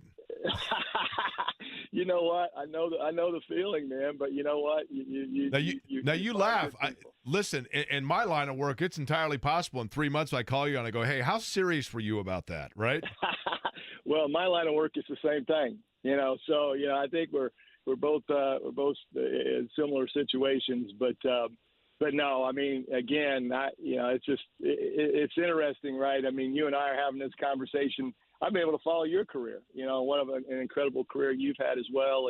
And so, it's unique when you get to come back home and actually have conversations like you and I are having right now, with people that you've known for, 30 plus years, and that you trust and have great admiration for. So, all those things I think made this a really good opportunity and a really good fit, for me and the family. Well, it is special, and I appreciate it. I wanted to ask you also before we let you go, Coach, Kevin Wright is our guest, who is back at Carmel as the head coach, where he led the Greyhounds to a state title. He has 3 of them at Warren as well. You were on the staff at Indiana. You mentioned that, working for Tom Allen. Is it with mixed emotion that you see the success that Indiana's having currently? No, not at all. I mean, I'm from the state of Indiana, and the reality is that you look and one of the first individuals to text me this morning was Bob Bostad, the offensive line coach, who was with us and has done a remarkable job. So I just think it's great for the state of Indiana that the Hoosiers are having the season that they're having, and I think really what you're seeing. And I know you've talked about this before, is that people love football in the state of Indiana. And it's known as a basketball state, but the Colts, if you're having success, they're going to come out. So no, I'm excited for those guys. I watch about every week, and wish them nothing but success. But I think it's great for not just high school football, but I think it's great for football in general when you have a team like Indiana, and people forget Notre Dame is part of Indiana as well, but, potentially 2 playoff teams, from the same state, in the 12-team, playoff. So that's pretty unique. But I'm excited for them, and I had a great 4 years. I have a wife who graduated from there, a daughter who graduated from IU, and a son who's attending there. So, Jake, I got to be for the Hoosiers. All right, I like that. I understand. And you hit the ground running now because this is an immediate hire with Carmel, right? I mean, you're basically getting right into it. And I know obviously we're out of football season for the Greyhounds, but you take over effective immediately. Is that right? The fact that you and I are having this conversation, we're rolling, Jake. We're rolling. And it's a process where I got to talk with the kids and some of the coaches this morning. And so, yes, I mean, I immediately, just in regards to starting to develop relationships and, and get to meet with the staff, get to meet with the kids. officially will start, I guess, in my co-role, in the weight room and teaching and coaching in January. But, as soon as they make the announcement, it's on, and as it should be. And so, it's an exciting part of the journey, and I appreciate all the people who've reached out to me. I appreciate you having me on the show. But, 2025 is going to be here before you know it, and so we're off and running. Coach, I appreciate the time. I know I speak for everybody from my era in terms of my class that knew you when you first started, and congratulating you and being happy for you. Appreciate the time today. I know it's busy, and look forward to talking to you again, all right? Well, always great to talk with you, and, best of luck. And, yes, let's talk soon. All right, and maybe it might be for a job. We'll see. Coach, appreciate it. Happy Thanksgiving to you. Happy Thanksgiving, Jake. All right, Kevin Wright joining us on the Express Pro Tire and Auto guest line. Good stuff there. And, again, his dad, legendary coach, and obviously now at this point, Kevin Wright, a legend in Indiana as well. Jimmy, you're doing games this weekend, right? That is correct. Which games do you Little have? Brownsburg, Westfield, 6A state final on Friday night. Eddie Garrison, you're going to be on the call as well? Yes, I'll be on the sidelines for the 3A state championship game, 3 o'clock on Saturday, Heritage Hills, then Fort Wayne Bishop Luers, and then 7 o'clock Decatur Central and Warsaw. Oh, you're doing the Decatur Central game, Eddie. Yes, sir. Painting your face? Or you're going to be able to have that objectivity? Yes. I've had their games twice this year. Okay. If we went back and listened, would we say there's any cadence or flair of excitement more so when No. Decatur Central is rolling? No. All right. Decatur Central has been to the state finals but not yet won a ring, correct? Correct. This is their third trip underneath Kyle Enright, their third trip in school history. They're going to get done, back-to-back right? years. I hope. It'd be nice. By the way, Scott Agnes going to join us 15 minutes from now. Pacers win last night over New Orleans. Hard to say big win because even though it's the second game of a back-to-back, it is against a lesser opponent. Yeah. And nobody says that. But Tyrese Haliburton really did kind of break through and maybe is back to what we expected. But we will talk to Scott Agnes about that and more coming up in just under 15.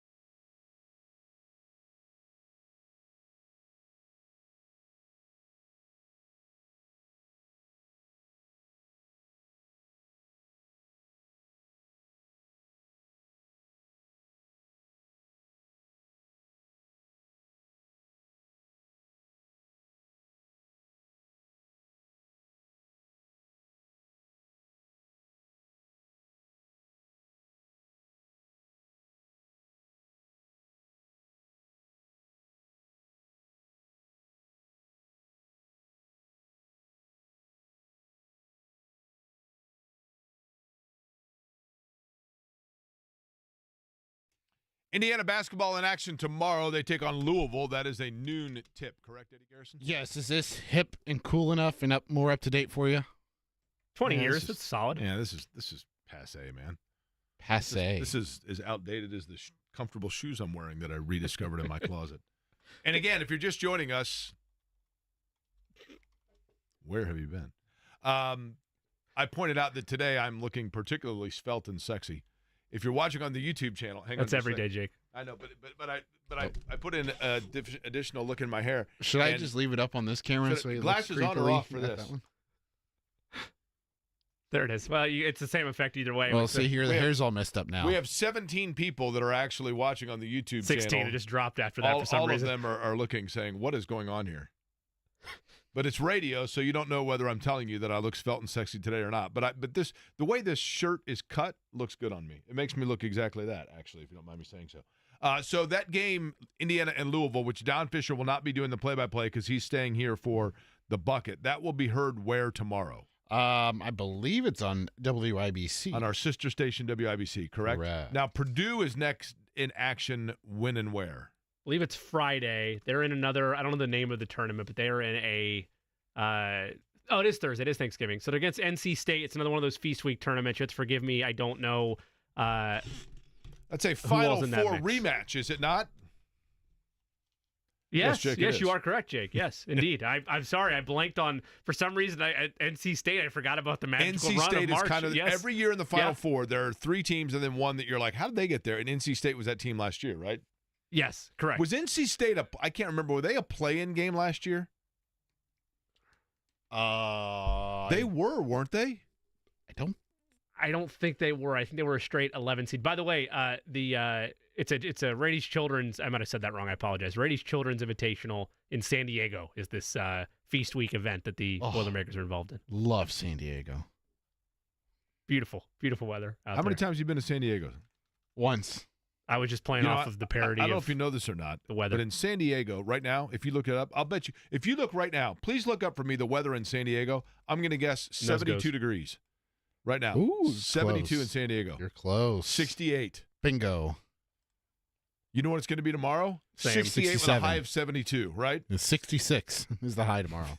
Oh, really? Yeah. No, remember they won. Things are getting nippy. They take in your plants, San Diego. Pull in the poinsettias. I know you've got the San Diego Poinsettia Bowl, but pull in the poinsettias. They were not a play-in. They did. I forgot. Man, gosh. March is so great, and then it's a blur, and then so much happens between now and then you just forget it. They had the magical run in the ACC tournament to even get in the dance in the first place, and then they were 11 seed in the South region before they went on. They weren't a playing team, Jake. They were not? No. Is there an echo in here? I don't think your mic's working. Eddie's the one that controls the mic audio, right? For Indiana, though, and for Purdue, Purdue's already kind of shown, they're battle tested a little bit, right? That Marquette game, they went against a very active defense that has bigs, that has length, and that was representative of what they're going to see, obviously, throughout the course of the season itself. Indiana, and I don't know how much Louisville is this case, but at least Louisville is, from a big conference. I mean, but Indiana now is going to have to start getting a better feel of who they are at the Big Ten level. There's no reason to think that Indiana will not be a contender within the Big Ten, but I think they need to start at some point figuring out exactly what their rotation is, because they've got, and that's a good thing, not a bad thing. They have shown so far, has Indiana, that they have a couple of different guys on their roster that they can count on for big shooting or big scoring nights, but yet which one is going to be the most consistent? Rice looks like it might be the most consistent. He may be the most consistent.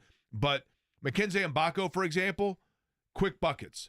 But when he fades big time. And you kind of know midway through the first half of the game whether it's going to be a Mackenzie Mbako night or not, right?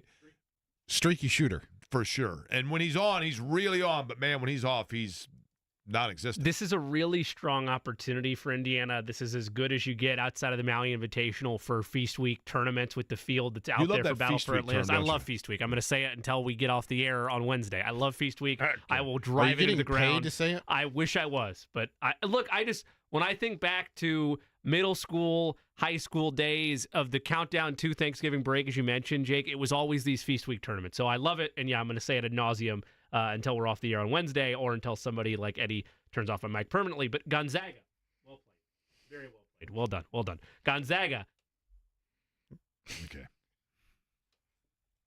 Now, when the boss comes in here and gets upset with us because we didn't break on time, you can blame Eddie. Yeah, I know. Because he kept delaying I your appreciate point. that luxury. Gonzaga, Providence, Arizona, Oklahoma. This is a loaded field in the battle for Atlantis.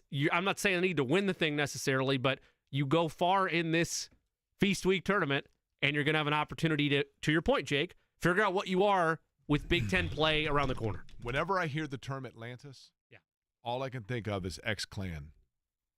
Deeper, deeper, deeper than Atlantis. Fair. Deeper than the sea floor traveled by the mantis. If you know, you know, and you got to be an old guy like me to know it. Scott Agnes, not an old guy, but going to join us next.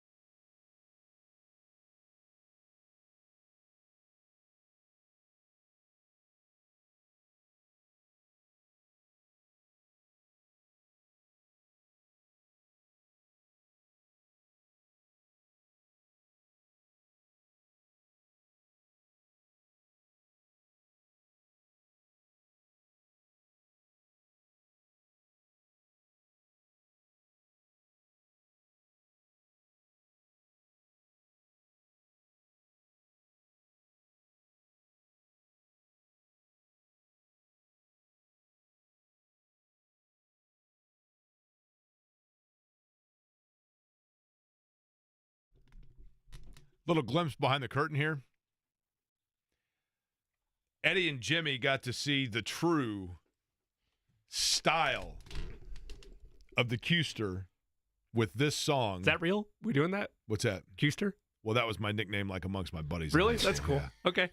Because back in the day, I drank Mountain Dew, and so the narrative always was, it's a Deuster for the Custer. That's a good rhyme. I love a good rhyme. It was more just Q, and then Jay Bowes back at Channel 6 started calling me Custer. He would always go, Custer. And so then it went from there. But now, was that original for you, or is he one of those people that would just always take the last letter of the last name and then add a stir to it? Excellent question. I think original to me. Okay, good. Now, Jay Bowes back, we called Jay Suma because the University of Kentucky had a football player named Jay Suma Sims, and Ed Sorensen loved the name Jay Suma so much that Jay Bowsback became Jay Suma Bowsback, which then became Suma. So we had Suma and Custer working in the same building. But when I would go out with my buddies in high school and that song would come on Grand Verbalizer, I mean, I instantly I was like Eminem right there, was I not? And Eddie, for the first time, got to see the groove that moves within this 6'4" sleet. He's still recovering, believe it or not. It's very bad for the show's integrity. Felt like I was with my dad. You saw the slow movement there, Eddie, and thought to yourself, now I see. Can we get to Scott, please? Why my nickname was also the Magnet. Joining us now, and I'm sure thrilled and not uncomfortable at all to be doing so, on the Express Pro Tire and Auto Guest Line, Scott Agnes is with Fieldhouse Files. Pacers last night, a win over the New Orleans Pelicans. Scott, I thought the thing that was the biggest news of the game, and you correct me if I'm wrong, but that is the first time that we have seen glimpses of last year's Tyrese Haliburton, not just in terms of the shooting, but just the vision and the overall mojo, if you will, of Tyrese Haliburton. Yeah, I would agree. By the way, congrats to you. I didn't know you quit Mountain Dew by now. Or is it just Diet Mountain Dew? It's Diet Mountain Dew now. I'm on to the there it is. Fair enough. I would totally agree. Yeah, as great as the three-point shots were and as great as a couple of the no-look passes and those sort of things, it looked like he had his overall vibe starting to come back, and that's exactly what you've been looking for. He's started to take more shots in games. I've noticed that upward trend and not allowing the missed shots to deter him from taking more later on. He's had a lot of slow starts with games, but last night's win and his performance was a huge step forward with what this team needs right now with such a tough backcourt due to health. Scott, we talk about it with Anthony Richardson on the NFL side if he needs to stack games for people to believe in him. Are we past that with Tyrese Haliburton with the slump that's been ongoing, or does he need to stack maybe not, near career high performances, but this type of consistency? Does that have to be stacked in matchups for people to believe again? Yeah, I think so. And I don't think I was curious last night, and I know he leans into the WWE and storylines and plots, and he's all about that. But I was a little taken aback post-game when he was like, yeah, I got a lot of people not wishing me to play well. I'm like, I haven't heard that. Who doesn't wish Haliburton to play well, right? So that surprised me a little bit. But to your question, Jimmy, you need to see more of it. You need to see him stack it, and you need to see it on the road in particular, where his numbers are just above half about what they are. I mean, he was shooting 20-some% from three-point range in road games. So it's been a positive upward trend over the last week. You need to see more of that. I thought last night, Scott, and I don't know if I'll repeat what I said earlier, okay? Late in that game, there was a play where Haliburton is on the break, and he looks one way. He kind of did like the typical Haliburton move of yesteryear. By that, I mean a year ago. Looks one way, looks another, and then kind of throws an almost invisible pass or a no-look pass to a guy streaking in from the side, and it was Matherin. And Matherin finishes the alley-oop. And then Matherin, before he releases the rim, points to Tyrese Haliburton. And to me, there was almost an exultation because I think there has been question whether or not those two, as they grow together, can be on the floor together. Not in a personality way, just in a can the ball stay between those two who kind of need to be ball-dominant type players. Was I overthinking or overlooking at the symbolism of that moment? I viewed that as, hey, you're starting to get your groove back. I see it. Just like we saw in the last game with Pascal. Hey, we did it. This is fun. Let's keep it going. That's kind of how I viewed it in a micro viewpoint. I don't think it was necessarily related. It could have been one of those like, hey, we've been talking about trying to do this in practice for a week or two and just haven't been able to. But I think it was more symbolic, Jake, of the mental challenge. You could see in Milwaukee postgame, Tyrese was going through it. He was experiencing it on the court, and then it carried into the locker room and probably took it home with him. I think over the last couple of games, you saw teammates kind of rally behind him, speak up for him, and made it abundantly clear, you're our guy. Keep doing what you do or else we're not going to be successful, because this team was entirely built around Tyrese and his skill set. With Quentin Jackson and Moses Brown, I'm not going to say fixed, but has the depth been stabilized? I think it's been stabilized, yeah, and we've seen much better glimpses, too, from Moses Brown over the last couple of games, especially 2 games ago where he scored their first 8 points and finished, I think, with 15. And there was just a real need for a true backup big with some experience. He had already played 150 games. This is his 7th team, so a lot of the newness that maybe Enrique Freeman is experiencing, that's not true to him. And on top of that, much taller size, much better rim protector. And so I think it's stabilized things, but it's not the long-term solution. When you look at, Scott, this period for the Pacers, and by that I mean with Nesmith out, with Nembhard out, with Toppin missing a game, the minutes or the opportunity is most on the table for who to be able to show long-term that they should be in the rotation here? I think Mathurin, first of all, greater minutes. On top of that, a starting role, because last couple of games, he is leading them in minutes. I think played 40 minutes a couple nights ago, 38 minutes last night. He is getting those minutes that he craved for the first couple of years. And then, of course, believing he should be in the starting lineup. And then secondarily, I believe, Jake, it's Jarris Walker, where a guy that began the season probably out of the rotation, and if not, he was probably the first guy or the last guy in it as maybe the 10th man coming off the bench at the 3 spot. Remember, all we talked about with Jarris coming into this season is how they were going to move him to the 3 spot to try to create minutes and find more of a role. Well, they haven't had to do that as much due to these injuries, and it's just been tough for them to not have those guards in their backcourt, and so everybody's role has been shuffled around. But we know what TJ is. We know what Obi Toppin is. Siakam's has been a model of consistency and professionalism throughout. So it's Mathurin and Jarris Walker. Do you think Walker has properly taken advantage of the opportunities?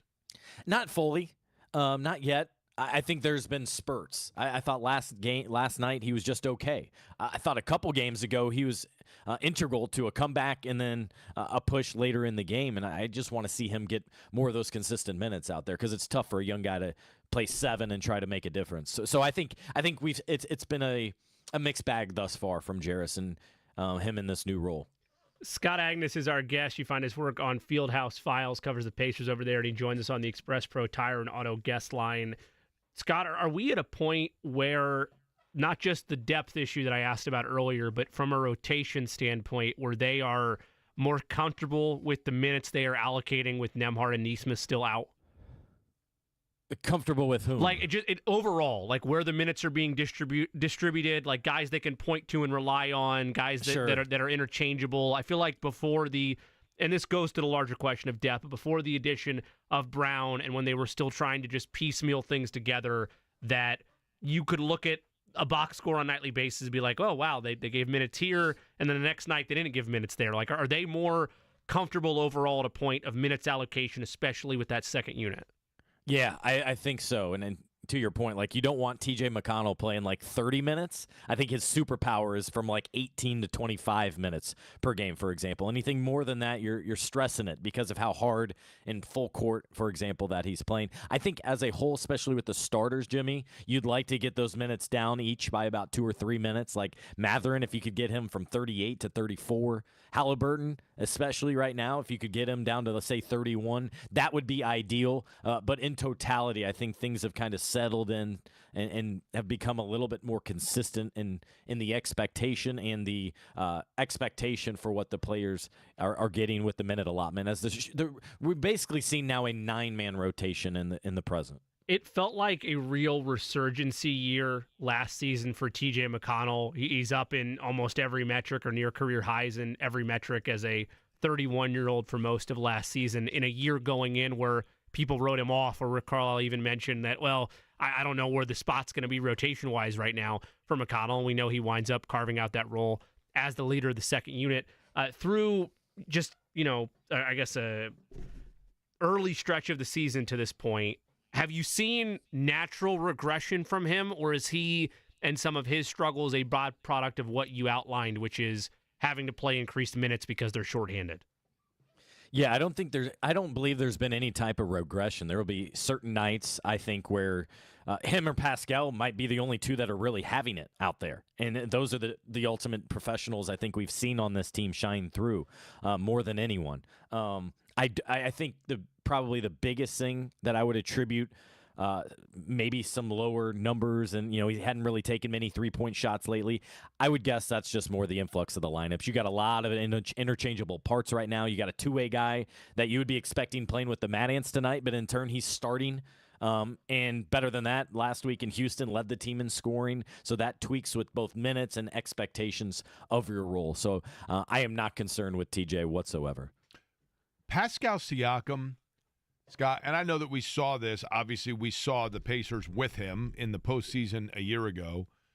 Do you think that they have, in any way, shape, or form, changed offensively, schematically, now that they have a better understanding of his mesh? Do they play any with less pace than they did even a year ago when they were still molding him in?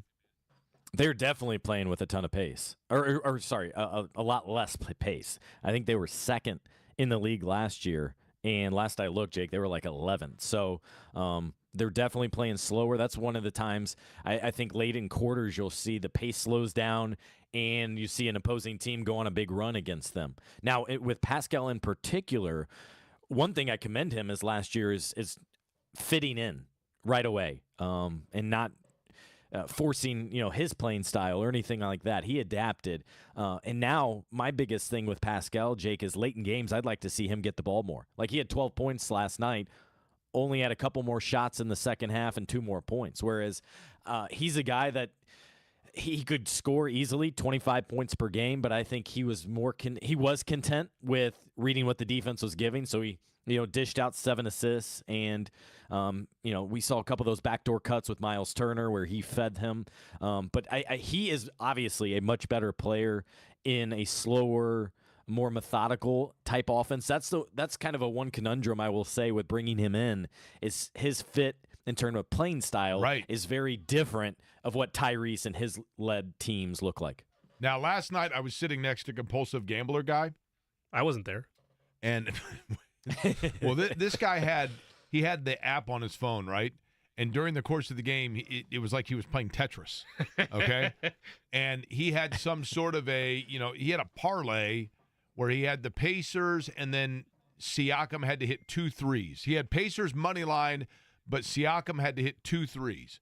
And Siakam, so this guy now, the last 6 minutes of the game, is not only stressing out, but he's also then cheering for overtime because he wants Siakam to get more opportunities.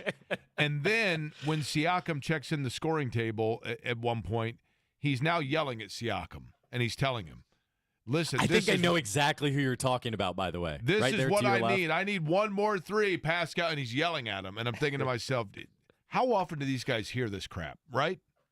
Every single quarter. Every single quarter, the guys will tell you, and it's constant. Hey, I need 1 more rebound. LeBron was talking about it the other night. There was a fan that was telling him, I need 1 more rebound. Let me get 1 more rebound. Some guys handle it differently. Some guys will laugh about it. Some will embrace it. I think Tyrese will talk back in a fun way. I mean, we know Kevin Durant hates it.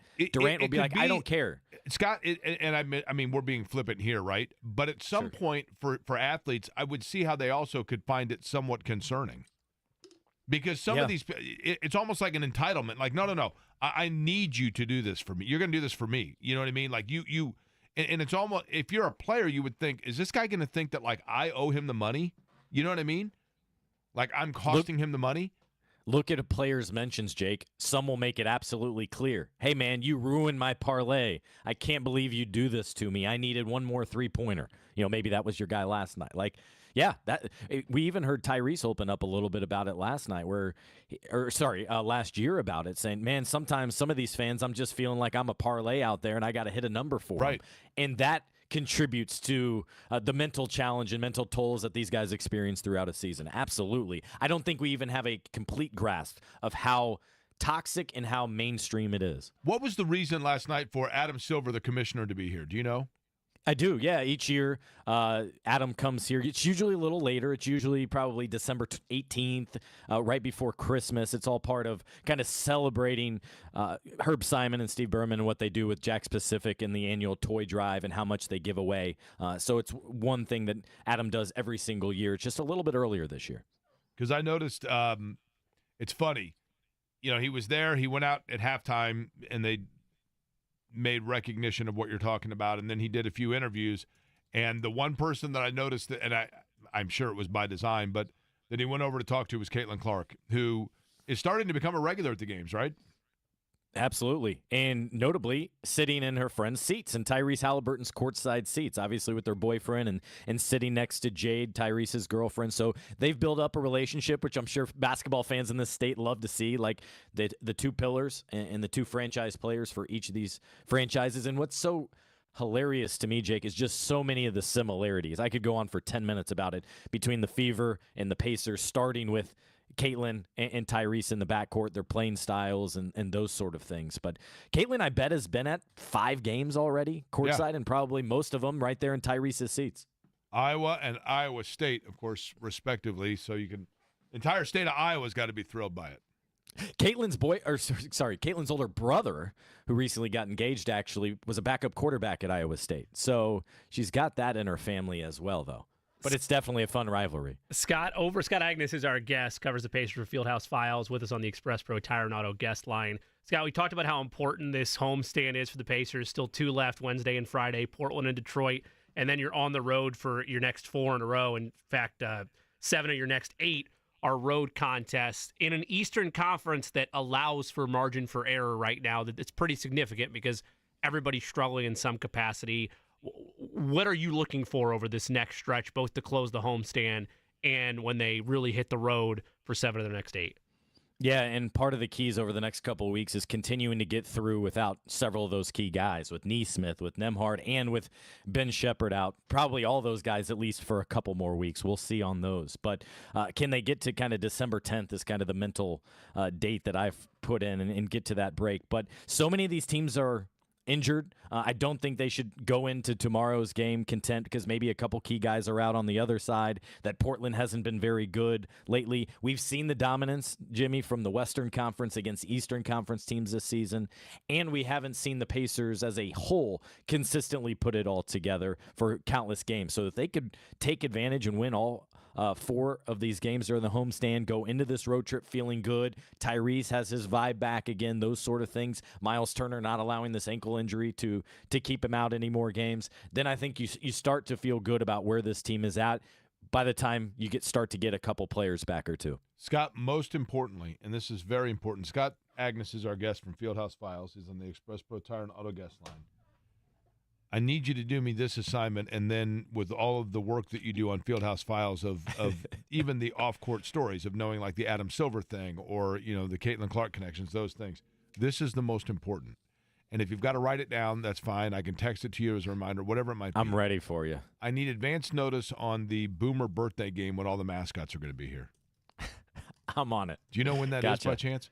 That to me, I don't, because there's always a chance that Rocky's going to be here. And a year ago, Rocky actually sat in the seat right in front of me, sat down while he was making his tours, and I literally looked like a 9-year-old at a Taylor Swift concert.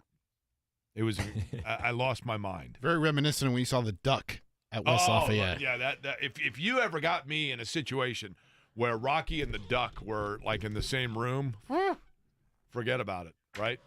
I'm on it. I'll keep tabs on it for you, Jake. All right, let me know because that's when they bring all the mascots in, and we will look for that. All right, Scott, have a great Thanksgiving, okay? Likewise. Thanks, guys. Scott Agnes joining us, Express Pro Tire and Auto guest line. I'm telling you, you get Rocky and the duck in the same spot. Who would? Looks like March 2nd is Boomer's birthday. Oh, look at Jimmy pulled it out of his hat. Who do they have March 2nd? This is from NBA.com, so I could be wrong, but it says Pacers Kids Club members took a photo with Boomer and friends at Boomer's birthday party on Sunday. Who are the friends? You got the friends right there, right? Yeah, we got Freddie Fever, right? Yeah, Freddie Benny Fever's the there. Bull will be there because they're playing Chicago. Good. Okay. I love Benny the Bull. They got. I apologize. My mascot name of the group here is bad. The Cavaliers mascot is there. The Pelicans mascot is in this photo.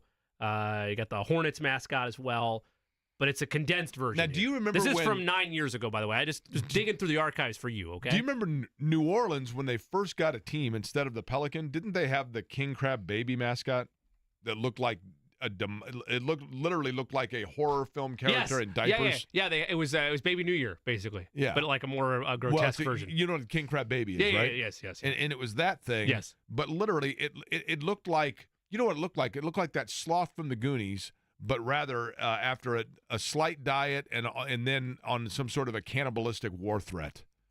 It literally looked like if you took Sloth from the Goonies and put him in the middle of Dead Man Walking, right? Yeah, I mean, like with a mohawk. It looks kind of like that Naptown Seth, to be honest with you. Doesn't that look kind of like Naptown Seth? Well, yeah, it was.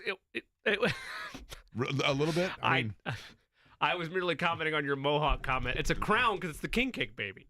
that's what I said. Yeah, but I don't think. What I said, I might have said king crab, king cake baby, yes. Yes, you are From correct. Mardi on that. Gras. Yes. And then when it comes to the Denver Nuggets on that day, March 2nd, Jake, they are playing, but they're on the road. Oh, they're on the road, so Rocky can be here. Yes. He's got a lightning bolt for a tail. Is it NBA Like that alone is exclusive? pretty cool. Is it NBA mascot exclusive? Yeah, I don't think Blue's there. Well, I obviously With a blue, but I flag. was gonna say maybe you could pull some strings, get the duck out there. Would that be something? Duck and Rocky cutting it up. That's probably right And during Benny? the Big Ten tournament's probably around then, though, right? Maybe that might be a week or so before. Be close. Now, who's the there was one what the Philly Flyers, do they still have that fella that's also demonic? He looks like an overly grown ginger. What's his name? Yes. Shoot. I can't. Eddie, can you look that up for me? The Philly Yeah. Flyer mascot. No, I know who you're talking about. The 'cause mascot of the Flyers. When they broke out with him a couple of years ago, and he went on also kind of a mental anguish warpath of just terrifying children. that would have taken a while. Gritty. Yep. Gritty. Yeah. Is he Yeah. still there? He's still there. Yes. Still Okay. thriving. Yeah, Gritty's a bit rough too, right? Embodiment of Philly. I mean, Gritty looks like that Justin Tucker from the Dodgers, right? That is not Justin Tucker. That's Justin Turner. Justin Is Turner. that who you Sorry, meant? that's what I meant. Yeah, but he looks kind of like that, right? Also a big fan of Stuff down in Orlando. Is he still there? Yeah, he's still there. Okay. Yep. Bowser is the one he's living on a farm now, right? R.I.P. No. Oh, There's sorry. No, he's living on a farm. L.I.P. Living in power. That's right. That's exactly what he's doing.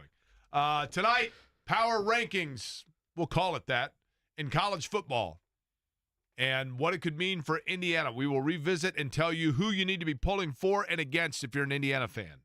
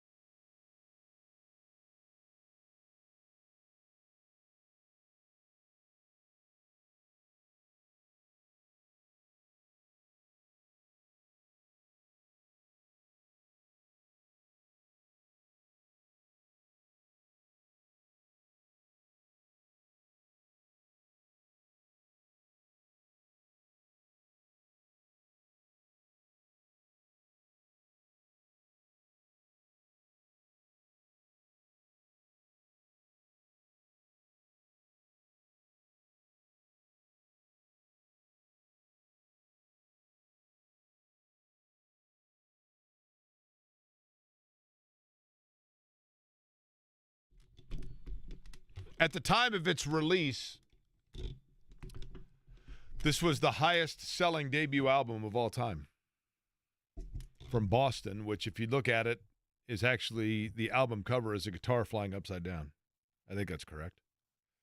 Now, since then, there have been 2 albums that have surpassed it in debut album sales. Do we still monitor album sales, though, now? Like, how do they measure that You now? mesh it with streaming, too, and how many plays on Spotify or Apple Music. It's kind of impossible to gauge now, right?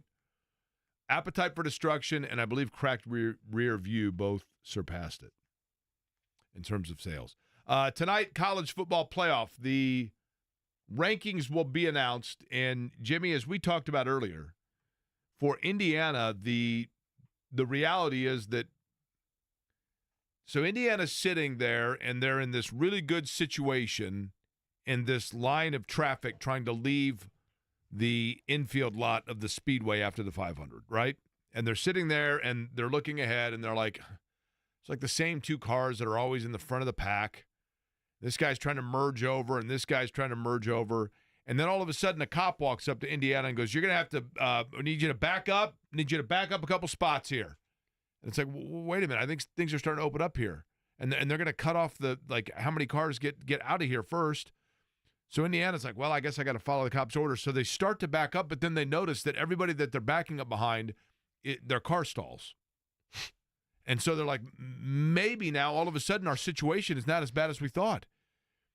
As you watched Ohio State score, theoretically, their nail in the coffin on Indiana's playoff chance touchdown in the last minute of that game, Saturday, you thought, well, if they could just get a little help here, maybe they'll be okay.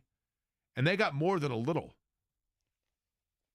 All of a sudden, you look at it and you say, okay, so they were 5th in the rankings, but the top 4 seeds or byes go to the 4 conference champions amongst the ACC, Big 12, Big 10, and SEC. Need to clarify one point on that, because I thought it was that way as well. That is half true. There's 5 auto bids, right?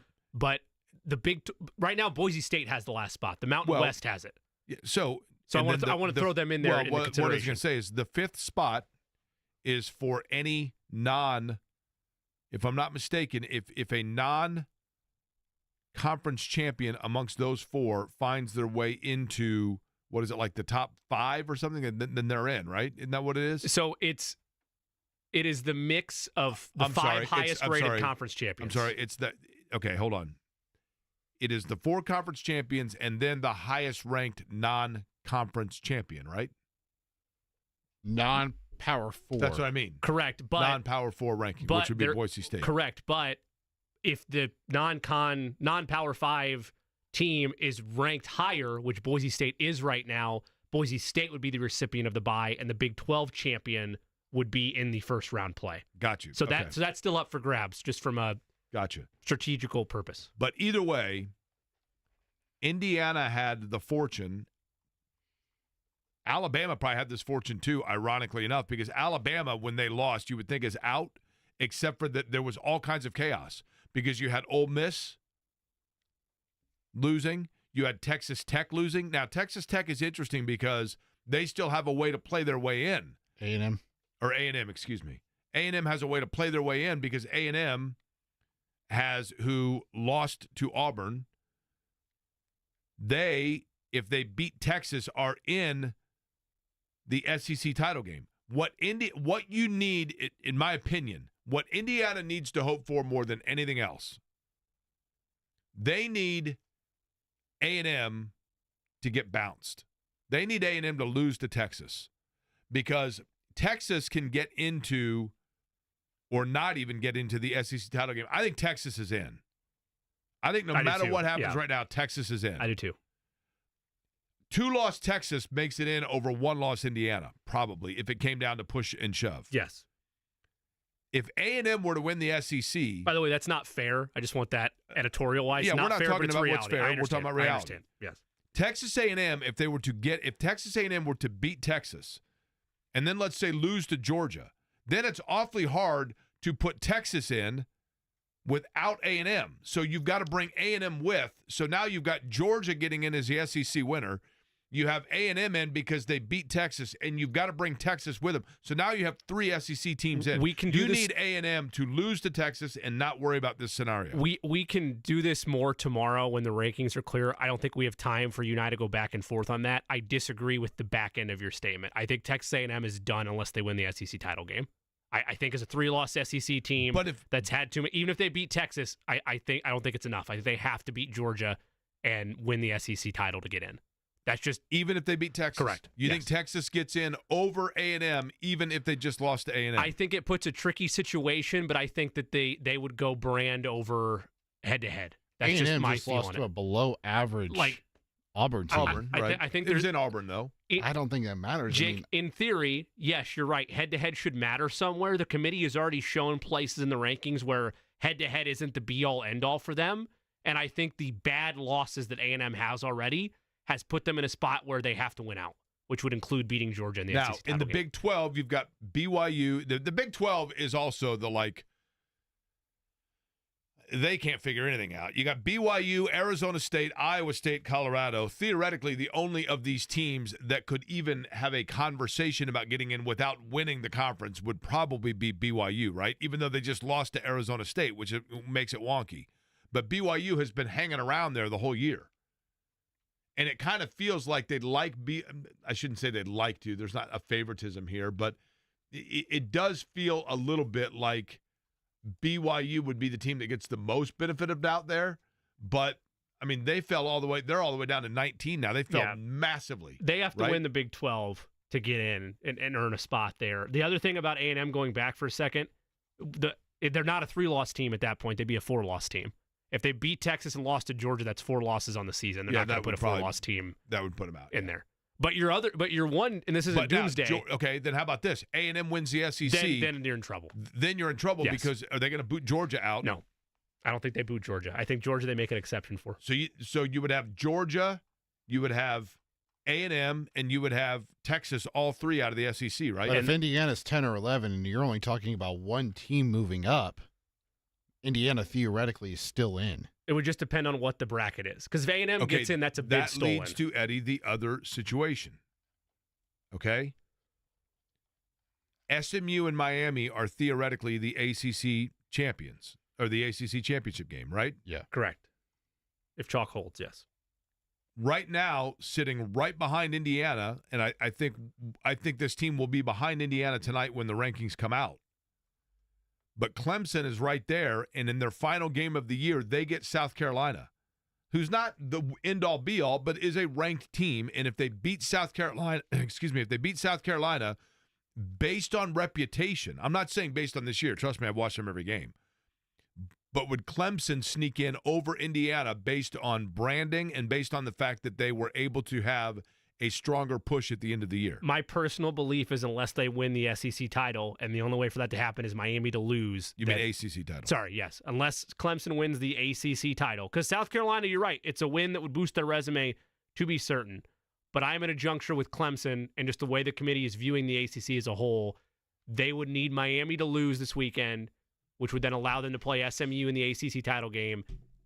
And I guess, Jake, at that point, if they play SMU close or win, maybe there's a conversation to be had there. But as of right now, they need outside help for them, in my mind, to get consideration to be a threat to Indiana. The reality is that Indiana put themselves in position by losing, in a good and bad way.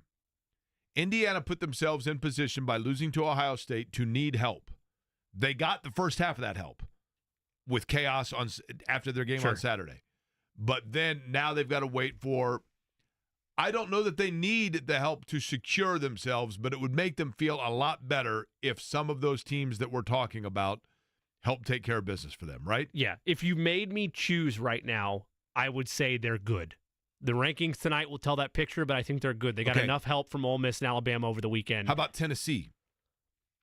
If Tennessee were to lose to Vanderbilt, are they out? Tennessee sitting at 9-2. Tennessee's another one that I think Tennessee's in. Yeah, Assuming they win and they're 10-2, Tennessee's in, right? If Tennessee loses to Vanderbilt, then yes, they would be out. It's also going to be like what's the bucket score going to be? Is it going to, if it's 70-0 and Indiana's got the ball, 4th and goal from the 2 with 38 seconds left, do they go for it to go for 77? They lining up in a QB kneel down and doing a sneak instead. That's right. That's the only problem I had with that, by the way. I had a problem with that and the fact that they went down at the 3. But whatever. We talked about that yesterday. It's fine. I just don't like Ryan Day. I'll be honest. I won't hide it. I just don't like him. Not a fan. I've wondered this about Ryan Day. And I'm being serious when I say this. I'm not trying to be my typical cynical, snarky self. Does Ryan Day have like a skin condition? His cheek, he always has like a rosy cheek deal going on. Honestly, like this, is there something? Is he always just cold? Maybe he's always either cold or mad, and that's why they're always red. By the way, Indiana favored by 29.5 against Purdue.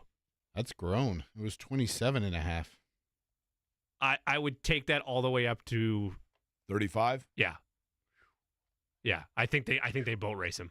I don't think it's close. Especially if where does that term come from? Boat racing. You asked me this earlier in the year when I used like it. The Thunder on the Ohio down there for the Madison Regatta. Is it always that big a disparity from one boat to the next? Like the America's Cup. Sure. Is it always like that big a boat race? What's the one that takes place down in Australia? Is it that big a disparity from one boat to the next? Do we know are you looking up the origin of boat race? Derived from competitive rowing. Oh, rowing. It's another term for a blowout in those instances. Okay. From what I can gather with a quick Well, that search. I can see, because if you get a well-established group of – isn't there a term for rowers other than rowers? I just know they row crew. Athletes? If you get one group that's really good, like if the three of us had to go out and we had to take on like the Harvard crew team or the Penn crew team, that would be a boat race. Yeah, yes. I mean, theoretically, it's a boat race anyway, but the result would be really a boat race, correct. right? Yes. Okay. Do you have plays of the day, speaking of boat races? I got some, yeah. All right, we'll do it next.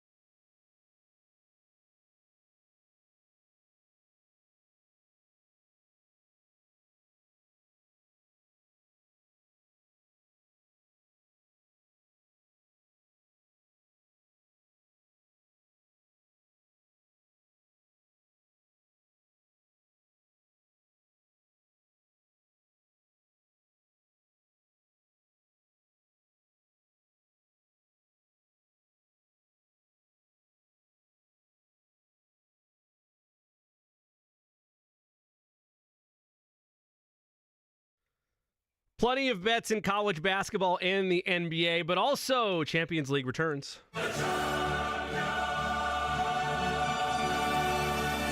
Match day 5 of 8 in Champions League already got underway a little bit earlier today. Matches still to be played. We'll take Harry Kane of Bayern Munich as an anytime goal scorer as they take on PSG later this afternoon. We'll also take Arsenal to win on the money line over Sporting Lisbon. In the NBA, I'll take the Minnesota Timberwolves to win on the money line over the Houston Rockets. And for college basketball, Feast Week bets galore. Give me Houston to win on the money line over Alabama. That tipping off at 8 o'clock. I'll scoop the 3.5 on Kansas tonight. They are battling Duke. That at 9 o'clock. Kansas getting the 3.5. They're underdogs? Kansas is underdogs? They're getting 3.5. So wouldn't you be laying then if they are I'm scooping 3.5. They are 3.5-point dogs. Oh, that's why I was asking. You didn't answer. I said that at the beginning. Then I reemphasize it for you because you asked to follow up. I'll scoop 3.5 on Kansas against Duke tonight in Las Vegas. A last one for you. Dan Hurley and UConn, very hot, very upset after their loss to Memphis yesterday. Hurley making national waves for him talking out officials left and right. I'll lay 14 on UConn tonight against Colorado. I think they make a little statement in Maui now that they're out of contention for the hardware. Eddie, any plays for you? No, sir. No All place right. for me. Those are your plays of the day. Who does Connecticut play? You missed it during the Rock Chalk Jayhawk. I don't know what you're They're talking against Colorado. I'll lay 14. How about Kansas, by the way, shocking the world and beating Colorado on Saturday night? Big. That's 2 straight high-quality wins for them, right? BYU They're the actually last playing week. well, yeah. 3. Forget who they beat last week. They beat somebody else, too. Thank you. Thank you for coming to the table with the correction and not having the team they beat. Would it be Arizona State they beat? Who did they beat? So did they beat Iowa State? Yes. They've had a lot of good Yeah, wins. they boat raced Iowa State. Nice. Beat BYU. Iowa State, by And the then way, Colorado. is it just me or seemingly for like 7 straight weeks has Iowa State been the night game on Fox or wherever? You might have something there. Every time I turn it on, Iowa State's on. They're always Anthony that Beck's kid is the quarterback, right? They're always that team in college football that they're right there. Correct. And then they fall off in That's the last correct. 2.5 weeks. That is absolutely correct. Texas Tech used to be that team. Kansas in their last 3 games. How about this? Here's Kansas' season. You ready? Not that anybody cares Kansas football, but they beat Lindenwood. Okay? Is Lindenwood in Missouri? Yes. Then they turn around and they lose to Illinois, UNLV, West Virginia, TCU, and Arizona State. They beat Houston. They lose to Kansas State and then beat Iowa State, BYU, and Colorado. It's college And they end football with in Baylor. purest form right there, baby. I mean, It's seriously. awesome. They're not even bowl eligible. They got to beat Baylor to become bowl eligible. Kansas doing what it's doing has been part of the reason why nobody respects the Big 12 because they can't find consistent identity because teams like Kansas are cannibalizing Nobody in the Big things. 12 guards anybody, or Right. it's football, defends anybody, Either way, right? Yes. Yeah. I mean, Like, think about that for a second. And Boise State has earned well their reputation the last 25 years. But you're talking about the big Power 4, Power 5 conferences in college football, and it's Boise State out of the Mountain West that are earning one of those buys right now if it ended today. I'd That's like to how know little this. is thought of the Big 12. What do you think the acceptance rate is at Boise State University? Is that a good school? Do we know? Like, what's Do you the? think the cachet from the blue turf is gone? Don't they find dead birds all the time? Because Ooh. birds. Very high. Except 92% acceptance rate at Boise State. Not that high. 84%. Bingo. On the nose? Not bad for you, saying Wow. yes. That's impressive. Well, thank you. It's just weird clairvoyance I have. What is Boise State's? Okay, in U.S. News and World Report, Boise State academically is ranked where? I'll go with 112. What's your guess, Jimmy Cook? 95th. Eddie, you got a guess?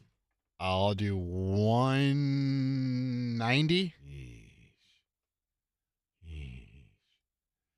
The U.S. News and World Report rankings for Boise State University. Now, when I was a senior in high school, they used to have these books that would tell you in terms of selectivity, like all about all the universities. Sure. And the books were like the size of the Manhattan phone book.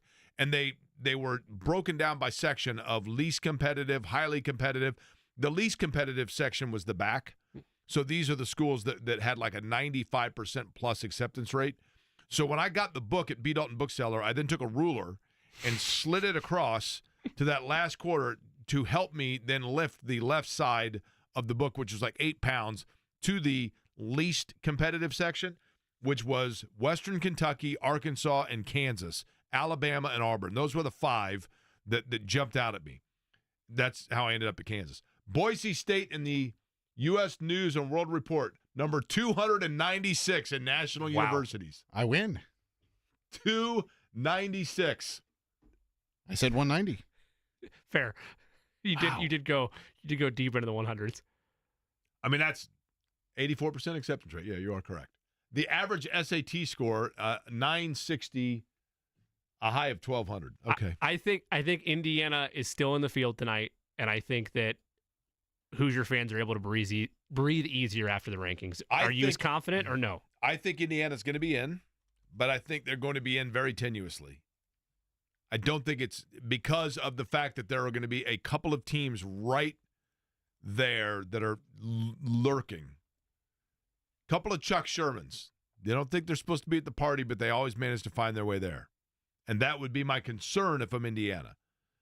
But I don't think we're writing books like we did about that Butler team from the early 2000s. Against others merits it. What's that? I don't think, shout out to David Woods and company. I don't think that we're writing books about that Butler team from the early 2000s that got snubbed. Right. This version of Indiana of 2024. I don't think we're doing that. I just think that Indiana's resume, if you really stack it up, their resume is as good as some of the others that have 3 losses. It's just the fact that if you play in the SEC, you've had more opportunity for really good wins. It's not Indiana's fault that their schedule let them down, that their opponents let them down. And to Eddie's earlier point, you had teams in the SEC where you might give them a pass for 2 losses, where that third loss has been to a really bad team. Like, even though it's an SEC school, it's been an Oklahoma or an Auburn or teams that are just having down years, and that matters. And that's what. But here's the thing, though, Jimmy. It does, but it doesn't, and I'll tell you why. Unfair as it may be, there is still a bias that goes into it. There just is. And the human nature, I know that they can tell you that they look at blind resume and all that. But even still, doesn't losing to Oklahoma feel less egregious than losing to Northwestern? If you're a Jake, and this isn't at you, this is to the fan that might think that way. If you're a casual football fan that is only watching like vague games this year and is going off of years past, yes. I don't believe the committee's doing that this year. I believe they look at Oklahoma and realize they're having a go of it, and I think the rankings will reflect that tonight. Here's the other thing, though. It's not like it was a close loss either. They I get it. were never in that game. Fewest points in 13 years. Here's the one thing that, again, I'm not saying this factors in, but based on human nature, it has to be in the back of your mind. Okay? When you envision, like, give me a mid-pack Big Ten team. Maryland? Yeah, that's probably fair. So when you go to Maryland and you win at Maryland, you're like, oh, cool. They went and they played a noon game on ESPN Plus in front of 32,000 people, and they won. When you think, give me a mid-pack SEC team. Arkansas? That's You're probably like, closer to the bottom, but sure, same point. And you're like, if somebody wins at Arkansas, you're like, okay, they went and played in front of 82,000 people with an average BAC of 0.26. Like, it's rowdy, it's raucous, it's crazy. Whether or not that should play into it, I understand the SEC bias from people because there is a preconceived notion in one's mind that every game you play in the SEC is an absolute. You're going up against every possible factor and element and energy level that you just don't necessarily get at the depth of other leagues. Not in a good or bad way. It's just the reality. I mean, night games in the SEC and all that, it is literally in the South, it is a throw you down a flight of stairs level religion for people that just creates for a more raucous situation that you look at somebody and you go, if they got out of that with only 2 losses, that's commendable. If Alabama, you're right, that is happening nationally. It's not happening from the committee. If Alabama and Ole Miss have plunged as far as I think they will tonight, you will have concrete proof the committee doesn't view it that way. We'll see what happens tonight. We will certainly discuss it tomorrow on what will be our final show of the week, obviously with Thanksgiving on Thursday, and then we will be off. All of the shows will on Friday as well. J&B is up next. We'll be back with you at noon tomorrow. Thank you for listening to Query & Company.